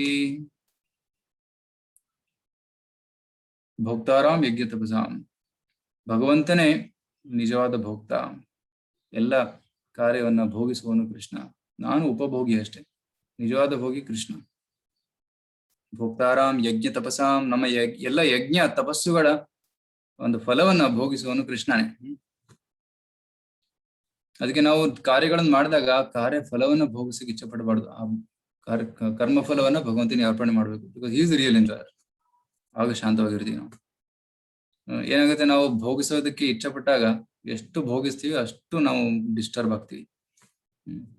ಸೊ ಅದಕ್ಕೆ ಶಾಂತಿಯನ್ನು ಕಾಪಾಡ್ಬೇಕಂದ್ರೆ ಫಸ್ಟ್ ನಾವು ಒಪ್ಕೋಬೇಕು, ಕೃಷ್ಣನೇ ನಿಜವಾದ ಭಕ್ತ, ಕೃಷ್ಣನೇ ಮಹೇಶ್ವರ, ಸರ್ವಲೋಕ ಮಹೇಶ್ವರಂ, ಎಲ್ಲಾ ಲೋಕಗಳನ್ನ ನಿಯಂತ್ರಿಸುವನು ಕೃಷ್ಣ. ನನ್ನ ನಿಯಂತ್ರಣ ಶಕ್ತಿ ತುಂಬಾ ಕಡಿಮೆ ಇದೆ. ರೈಟ್, ನಾವು ಒಂದು ಚಿಕ್ಕ ಚಿಕ್ಕ ವಸ್ತುಗಳನ್ನು ನಿಯಂತ್ರಿಸಬಹುದು ಅಷ್ಟೇ, ಆದ್ರೆ ಭಗವಂತ ಇಡೀ ಬ್ರಹ್ಮಾಂಡವನ್ನು ನಿಯಂತ್ರಿಸ್ತಾನೆ. ನಾವು ಎಷ್ಟು ನಿಯಂತ್ರಿಸೋದಕ್ಕೆ ಜನರಲಿ ಕೆಲವೊಮ್ಮೆ ನಾವು ಇನ್ನೊಬ್ಬರನ್ನ ಕಂಟ್ರೋಲ್ ಮಾಡಕ್ ಟ್ರೈ ಮಾಡ್ತೀವಿ. ಆದ್ರೆ ಜನರಲ್ ಕಂಟ್ರೋಲ್ ಮಾಡಕ್ ಆಗೋದಿಲ್ಲ, ಯಾಕಂದ್ರೆ ಎಲ್ಲ ಸ್ವತಂತ್ರರು, ಯಾರನ್ನು ಕಂಟ್ರೋಲ್ ಮಾಡಕ್ ಆಗೋದಿಲ್ಲ. ಕೆಲವೊಮ್ಮೆ ತಂದೆ ತಾಯಿ ಮಕ್ಕಳನ್ನು ಕೂಡ ಕಂಟ್ರೋಲ್ ಮಾಡಕ್ ಆಗೋದಿಲ್ಲ, ಯಾಕಂದ್ರೆ ಮಕ್ಕಳು ಅವರು ಇಚ್ಛೆ ಬಂದಂತೆ ಮಾಡ್ತಾರೆ. ಸೊ ಆಗ ಏನಾಗುತ್ತೆ, ಡಿಸ್ಟರ್ಬ್ ಆಗುತ್ತೆ. ಯಾಕೆ ನಾನು ಮಾತು ಕೇಳ್ತಾ ಇಲ್ಲ? ನಾವು ನಿಯಂತ್ರಕರಲ್ಲ, ನಮ್ಮ ನಿಯಂತ್ರಣ ಸ್ವಲ್ಪ ಸೀಮಿತವಾಗಿದೆ ಅಷ್ಟೇ. ಅಂದ್ರೆ ಭಗವಂತನ ನಿಯಂತ್ರಣ ಅಸೀಮಿತವಾಗಿದೆ. ಸೊ ಕೆಲವೊಮ್ಮೆ ಭಗವಂತನ ಕೈಯಲ್ಲಿ ಕೊಟ್ಬಿಡ್ಬೇಕು ನಾವು, ಭಗವಂತ ನೀನೇ ನೋಡ್ಕೊ ಅಂತ, ಯಾಕಂದ್ರೆ ನಮ್ಮ ಕೈಯಿಂದ ಆಗೋದಿಲ್ಲ. ಸೊ ಸರ್ವಲೋಕ ಮಹೇಶ್ವರಂ ಸುಹೃದಂ ಸರ್ವಭೂತಾನ, ಮತ್ತೆ ಭಗವಂತ ನಮ್ಮ ಹಿತೇಶಿ, ನಮ್ಮ ಹೃದಯದಲ್ಲಿ ತಿತ್ಕೊಂಡು ನಮ್ಗೆ ಹಿತವನ್ನ ಬಯಸ್ತಾ ಇದ್ದಾನೆ, ನಮಗೆ ಮಾರ್ಗದರ್ಶನವನ್ನು ಕೊಡ್ತಾ ಇದ್ದಾನೆ. ಏನೇ ಕಷ್ಟ ಬಂದ್ರು ಕೂಡ ಭಗವಂತ ನಮ್ಗೆ ಕೈ ಬಿಡೋದಿಲ್ಲ. ನಮ್ಮ ಜೊತೆ ಭಗವಂತ ಇದ್ದಾನೆ ಅಂತ ನಮಗೆ ವಿಶ್ವಾಸ ಇದ್ರೆ ನಾವೆಂದೂ ಡಿಸ್ಟರ್ಬ್ ಆಗೋದಿಲ್ಲ. ಜ್ಞಾತ್ವಾ ಮಾಂ ಶಾಂತಿಂ ರಕ್ಷತಿ, ಇದನ್ನು ಯಾರು ತಿಳ್ಕೊಂತಾರೋ ಅವರು ಶಾಂತಿಯನ್ನ ಪಡಿತಾರೆ. ಇದೊಂದು ಶಾಂತಿ ಸೂತ್ರ ಇದೆ, ಭಗವದ್ಗೀತೆಯಲ್ಲಿ ಬರುತ್ತೆ. ತಾವು ಆ ಶ್ಲೋಕವನ್ನು ಓದ್ಬೋದು. ಇದು ಭಗವದ್ಗೀತೆಯ ಶ್ಲೋಕ ಅಂದ್ರೆ 5.27, 5ನೇ ಅಧ್ಯಾಯ 27ನೇ ಶ್ಲೋಕ ಓದಿ, ಅದ್ರಲ್ಲಿ ಬರುತ್ತೆ.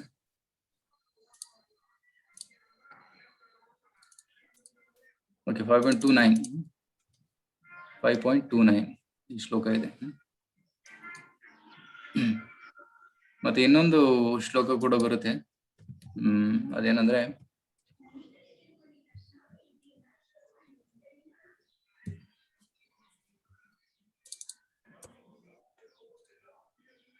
ಭೋಗೇಶ್ವರ್ಯ ಪ್ರಸಕ್ತಾನಾಂ ತಯಾಪಹೃತ ಚೇತಸಾಂ ವ್ಯವಸಾಯಾತ್ಮಿಕ ಬುದ್ಧಿ ಸಮಾಧೋ ನ ವಿಧೀಯತೆ, 2ನೇ ಅಧ್ಯಾಯದಲ್ಲಿ ಬರುತ್ತೆ. -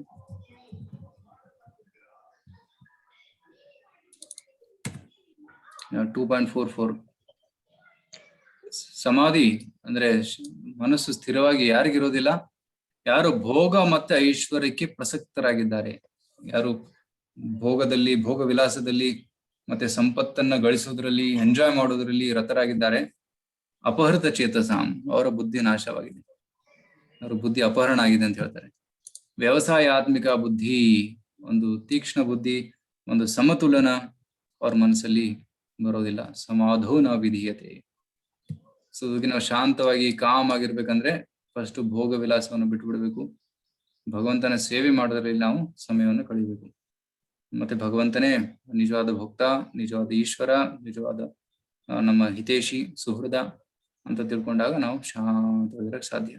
ಓಕೆ, ಧನ್ಯವಾದಗಳು ಪ್ರಭುಜಿ. ಹರೇ ಕೃಷ್ಣ. ಹರೇ ಕೃಷ್ಣ. ಇಲ್ಲಿ ಅಶೋಕರು ಒಂದು ಕ್ವಶನ್ ಕೇಳಿದ್ರೆ, ಪ್ರಭುಜಿ ನೈವೇದ್ಯಕ್ಕೆ ಇಟ್ಟ ಪ್ರಸಾದ ಕೊನೆಯಲ್ಲಿ ಏನು ಮಾಡಬೇಕು? ಭಗವಂತನಿಗೆ ನೈವೇದ್ಯ ಅರ್ಪಣೆ ಮಾಡಿದ್ಮೇಲೆ ಅದು ಪ್ರಸಾದ ಆಗುತ್ತೆ. ಓಕೆ, ಅರ್ಪಣೆ ಮಾಡೋದಕ್ಕಿಂತ ಮುಂಚೆ ಅದು ನೈವೇದ್ಯ, ಭಗವಂತ ಸ್ವೀಕರಿಸಿದ್ಮೇಲೆ ಅದು ಪ್ರಸಾದ ಆಗುತ್ತೆ. ಆ ಪ್ರಸಾದವನ್ನು ನಾವು ಸ್ವೀಕರಿಸಬೇಕು. ಸೊ ಅದನ್ನ ವೇಸ್ಟ್ ಮಾಡಬಾರ್ದು. ಪ್ರಸಾದವನ್ನು ಸ್ವೀಕರಿಸಿ, ಸೊ ಎಲ್ಲರೂ ಪ್ರಸಾದವನ್ನು ಸ್ವೀಕರಿಸಿದ ಮೇಲೆ ಇನ್ನೂ ಹೆಚ್ಚು ಉಳಿದಿದ್ರೆ ಅದನ್ನು ಬೇರೆಯವರಿಗೆ ಕೊಡ್ಬೋದು, ಭಿಕ್ಷುಕರಿಗೆ ಅಥವಾ ಪ್ರಾಣಿಗಳಿಗೂ ಕೂಡ ತಿನ್ನಿಸ್ಬೋದು. ಆದ್ರೆ ವೇಸ್ಟ್ ಮಾಡಬಾರ್ದು. ಪ್ರಸಾದವನ್ನು ನಾವು ಆದರದಿಂದ ಸ್ವೀಕರಿಸಬೇಕು. ಓಕೆ, ಮತ್ತೇನಾದ್ರೂ ಪ್ರಶ್ನೆ ಇದೆಯಾ ನಿನ್ನೆ ಸೆಷನ್ ಬಗ್ಗೆ? ಎಲ್ಲರಿಗೂ ಅರ್ಥ ಆಯ್ತಾ? ಎಷ್ಟು ಜನ ಅಟೆಂಡ್ ಆಗಿದ್ದೀರಾ ನಿನ್ನೆ? ಓಕೆ ಓಕೆ, ಅಶೋಕ್ ಅವರು, ವಿನಯ್ ಅವರು, ತುಂಬಾ ಜನ, ಶೋಭಾ ಮಠಪತಿ ಅವರು. ಓಕೆ, ಸೊ ಅಟೆಂಡ್ ಆಗ್ತಾ ಇರಿ. ಈಗ ವಾರಕ್ಕೆ ಒಂದು ಮಾತ್ರ ಮಾಡ್ತಾ ಇದೀವಿ. ಸೊ ಡೈಲಿ ಒಂದೊಂದು ಮಾಡಿದ್ರೆ ಕೆಲವರಿಗೆ ತುಂಬಾ ಡಿಫಿಕಲ್ಟ್ ಆಗ್ತಾ ಇದ್ದು, ಬಟ್ ಎಸ್ಪೆಷಲಿ ಸೆಕೆಂಡ್ ಕ್ಯಾಂಟು ಎಲ್ಲ ಓದಕ್ ಸಮಯ ಸಿಗೋದಿಲ್ಲ. ಸೊ ಏನ್ ಮಾಡ್ಬೇಕಂದ್ರೆ, ನೀವು ಲೆಕ್ಚರ್ ಕೇಳಿ, ನೀವು ಒಂದು ವಾರದಲ್ಲಿ ಎಲ್ಲ ತಾತ್ಪರ್ಯಗಳನ್ನು ಓದಿ. ಸೊ ಅದಕ್ಕೆ ಒಂದು ಕ್ವಶನ್ ಪೇಪರು ಇದೆ, ರೆಡಿ ಇದೆ ಆಲ್ರೆಡಿ. ಆದ್ರೆ ನಾವು ಒಂದು ದಿನದ ನಂತರ ಇದನ್ನು ಕಳಿಸ್ತೀವಿ, ನಂತರ ಅದನ್ನ ಅಟೆಂಡ್ ಮಾಡಿ. ಸೊ ಬೈ ನೆಕ್ಸ್ಟ್ ಕ್ಲಾಸ್ ಅಂದ್ರೆ ನೆಕ್ಸ್ಟ್ ವೆಡ್ನೆಸ್ಡೇ ಒಳಗಡೆ ಅದನ್ನ ಅಟೆಂಡ್ ಮಾಡ್ಬೋದು. ಅದರಿಂದ ಒಳ್ಳೆ ರಿವಿಷನ್ ಆಗುತ್ತೆ. ಹರೇ ಕೃಷ್ಣ ಪ್ರಭು. ಮತ್ತೆ ಹರೇ ಕೃಷ್ಣ ಪ್ರಭು, ಟೆಂಪಲ್ ಅಲ್ಲಿ ಪುಷ್ಪವನ್ನ ಕೊಟ್ಟು ಎಲ್ಲಾ ಆಲ್ಟರ್ ಅಲ್ಲಿ ಎಲ್ಲರಿಗೂ ಆಫರ್ ಮಾಡಿ ಅಂತ ಹೇಳ್ತಿರಲ್ಲ, ಅದು ಫಸ್ಟ್ ಯಾರಿಂದ ಹೇಗೆ ಅದು ಮಾಡ್ಬೇಕು ಪ್ರಭು? ಫಸ್ಟ್ ಪ್ರಭುಪಾದ್ಜಿ, ಆಮೇಲೆ ಸುದರ್ಶನ, ಆತರ ಗೊತ್ತು ನಂಗೆ, ಆಮೇಲೆ ಗೊತ್ತಿಲ್ಲ ಆರ್ಡರ್ ವೈಸ್. ನಾವು ಏನ್ ಮಾಡ್ತೀವಿ, ನಾವು ಏನೇ ಅರ್ಪಣೆ ಮಾಡಿದ್ರು ಭಗವಂತನಿಗೆ ಫಸ್ಟ್ ನಾವು ಗುರುಗಳ ಅನುಮತಿ ತಗೋಬೇಕು. ಸೊ ಗುರುಗಳು ಮತ್ತೆ ಪ್ರಭುಪಾದರ ಅನುಮತಿ ತಗೊಂಡು, ಮತ್ತೆ ಗೌರಾಂಗ ಮಹಾಪ್ರಭು, ಚೈತನ್ಯ ಮಹಾಪ್ರಭುಗಳ ಅನುಮತಿ ತಗೊಂಡು ನಾವು ಕೃಷ್ಣನಿಗೆ ಅರ್ಪಣೆ ಮಾಡ್ಬೇಕು. ಸೊ ಕೃಷ್ಣನಿಗೆ ಅರ್ಪಣೆ ಮಾಡಿದ್ಮೇಲೆ ದೆನ್ ರಾಧಾರಾಣಿ, ದೆನ್ ಚೈತನ್ಯ ಮಹಾಪ್ರಭು, ನಿತ್ಯಾನಂದ ಪ್ರಭು, ನಂತರ ನರಸಿಂಹದೇವರು, ನಂತರ ಗುರು ಪರಂಪರೆ. ಈ ರೀತಿ ಹೋಗ್ಬೇಕಾದಾಗ ನಾವು ಗುರು ಪರಂಪರೆಯಿಂದ ಹೋಗ್ತೀವಿ. ಗುರುಗಳ ಅನುಮತಿ ತಗೊಂಡು, ಚೈತನ್ಯ ಮಹಾಪ್ರಭುಗಳ ಅನುಮತಿ ತಗೊಂಡು, ನಂತರ ಕೃಷ್ಣನಿಗೆ ಸೇವೆ ಸಲ್ಲಿಸೋದು, ಕೃಷ್ಣನಿಗೆ ಪೂಜೆ ಮಾಡೋದು. ಮತ್ತೆ ಬರ್ಬೇಕಾದಾಗ ಕೃಷ್ಣ, ರಾಧಾರಾಣಿ, ನಂತರ ಚೈತನ್ಯ ಮಹಾಪ್ರಭು, ನಿತ್ಯಾನಂದ ಗುರು, ಮತ್ತೆ ನರಸಿಂಹದೇವರು, ಆಲ್ಟರ್ ನರಸಿಂಹದೇವರು ಇದ್ರೆ ನರಸಿಂಹದೇವರು ಅರ್ಪಣೆ ಮಾಡಿ, ನಂತರ ತುಳಸಿ ಮಹಾರಾಣಿ, ನಂತರ ಗುರು ಪರಂಪರೆ, ಷಡ್ಗೋಸ್ವಾಮಿ, ಮತ್ತೆ ಗುರು ಪರಂಪರೆ, ಪ್ರಭುಪಾದರು, ಗುರುಗಳು, ಮತ್ತೆ ಉಪಸ್ಥಿತಿ ಎಲ್ಲ ಭಕ್ತರಿಗೂ ಕೂಡ ಆರತಿಯನ್ನು ತೋರಿಸ್ತೀವಿ. ಸೊ ಈ ರೀತಿ ಹೋಗುವಾಗ ಸ್ಟಾರ್ಟ್ ಮಾಡೋದಕ್ಕಿಂತ ಮುಂಚೆ ಗುರುಗಳ ಅನುಮತಿ ತಗೊಳ್ಳೋದು, ಮತ್ತೆ ರಿಟರ್ನ್ ಬರ್ಬೇಕಾದ್ರೆ ಕೃಷ್ಣನಿಂದ ಎಲ್ಲ ವಿಗ್ರಹಗಳಿಗೆ ಆರತಿಯನ್ನು ಮಾಡಿ, ಪರಂಪರೆಗೆ ಆರತಿ ಮಾಡಿ, ನಂತರ ಎಲ್ಲರೂ ಭಕ್ತರಿಗೆ ಮಾಡೋದು. ಓಕೆ ಓಕೆ ಪ್ರಭು, thank you so much. Hare Krishna.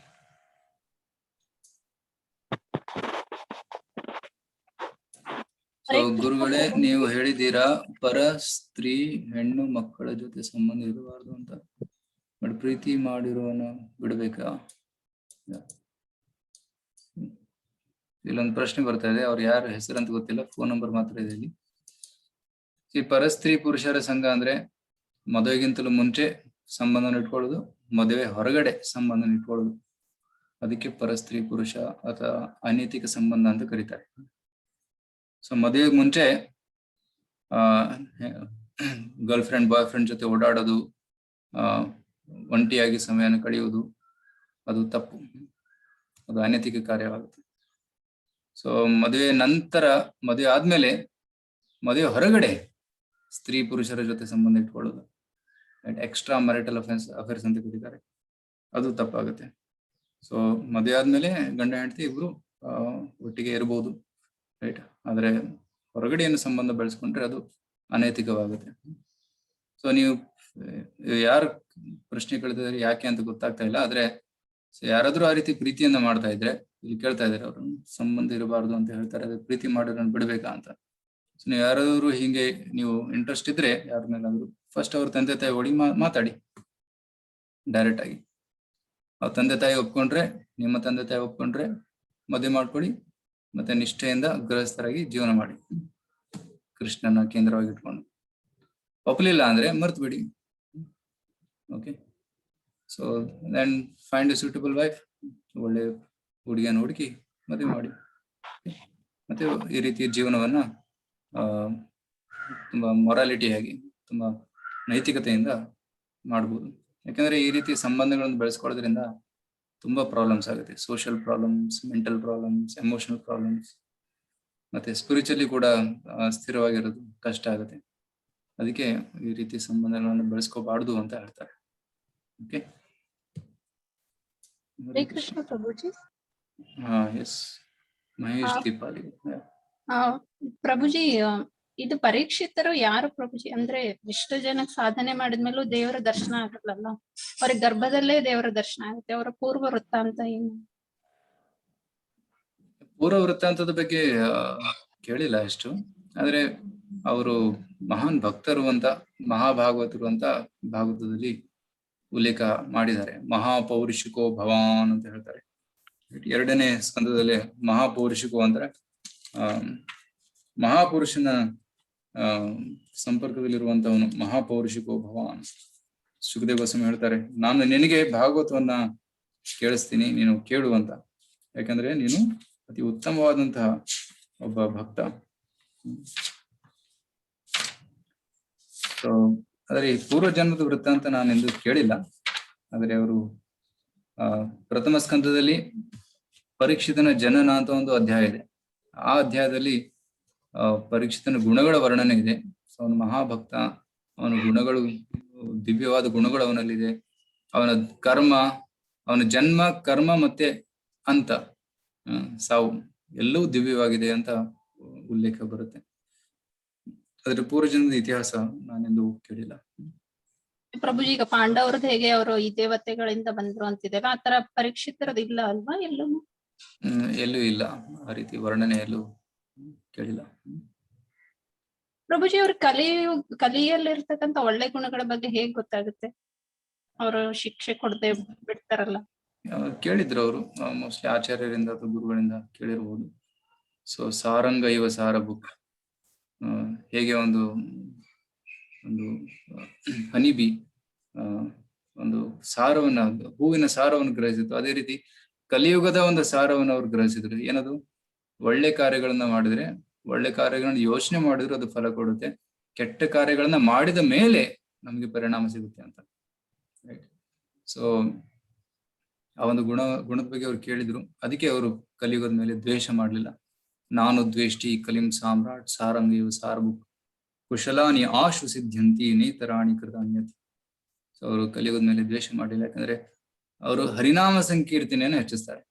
ಕಲಿಯುಗ ಬಂದಿದ್ದಾನೆ, ನೋ ಪ್ರಾಬ್ಲಮ್, ಹರಿನಾಮ ಸಂಕೀರ್ತನೆ ಹೆಚ್ಚು ಮಾಡೋಣ, ಕಲಿ ಏನು ಮಾಡೋಕ್ಕಾಗೋದಿಲ್ಲ.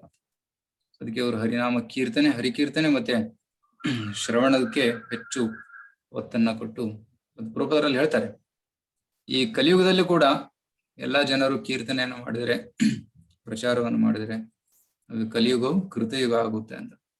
ಕಲಿಯುಗಂ ಸತ್ಯಯುಗ. ಸೊ ಅದು ಶಾಸ್ತ್ರದಲ್ಲಿ ಕೇಳಿದ್ರು ಅವರು.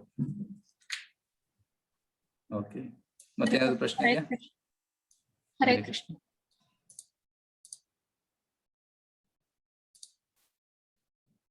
ಓಕೆ, ಆಯ್ತು. ಮತ್ತೇನು ಪ್ರಶ್ನೆ ಇಲ್ಲ ಅಂದ್ರೆ ಇವತ್ತಿನ ಕಾರ್ಯಕ್ರಮಕ್ಕೆ ಇಲ್ಲಿ ವಿರಾಮ ಕೊಡೋಣ. ಮತ್ತೆ ಮುಂದಿನ ಬುಧವಾರ 2ನೇ ಅಧ್ಯಾಯ ಇರುತ್ತೆ. ಸೊ ಅಲ್ಲಿವರೆಗೆ ತಾವು ದಯವಿಟ್ಟು ಭಾಗವತದ ತಾತ್ಪರ್ಯಗಳನ್ನ ಓದಿ, ಮತ್ತೆ ಒಂದು ಕ್ವಶನ್ ಪೇಪರ್ ಕಳಿಸಿ, ಅದಕ್ಕೆ ಉತ್ತರಿಸಿ. ಅದು that will be very helpful to revision ಆಗುತ್ತೆ. ಸೊ 2ನೇ ಸ್ಕಂದ ಮುಗಿದ್ಮೇಲೆ ಯಾರು ಅಟೆಂಡ್ ಮಾಡಿರ್ತೀರೋ ಎಲ್ಲಾ ಪ್ರಶ್ನೆಗಳಿಗೆ ಒಂದು ಸರ್ಟಿಫಿಕೇಟ್ ಅನ್ನ ಎಲ್ಲರಿಗೂ ಕೊಡೋಣ. ಓಕೆ. ಥ್ಯಾಂಕ್ ಯು, ತುಂಬಾ ಧನ್ಯವಾದಗಳು. ಹರೇ ಕೃಷ್ಣ ಕೃಷ್ಣ ಕೃಷ್ಣ ಹರೇ ಹರೇ, ಹರೇ ರಾಮ ರಾಮ ರಾಮ ಹರೇ ಹರೇ. ಶ್ರೀಮದ್ ಭಾಗವತಂ ಕಿ ಜಯ, ಶ್ರೀ ಪ್ರಭುಪಾದ್ ಕಿ ಜಯ. ಹರೇ ಕೃಷ್ಣ.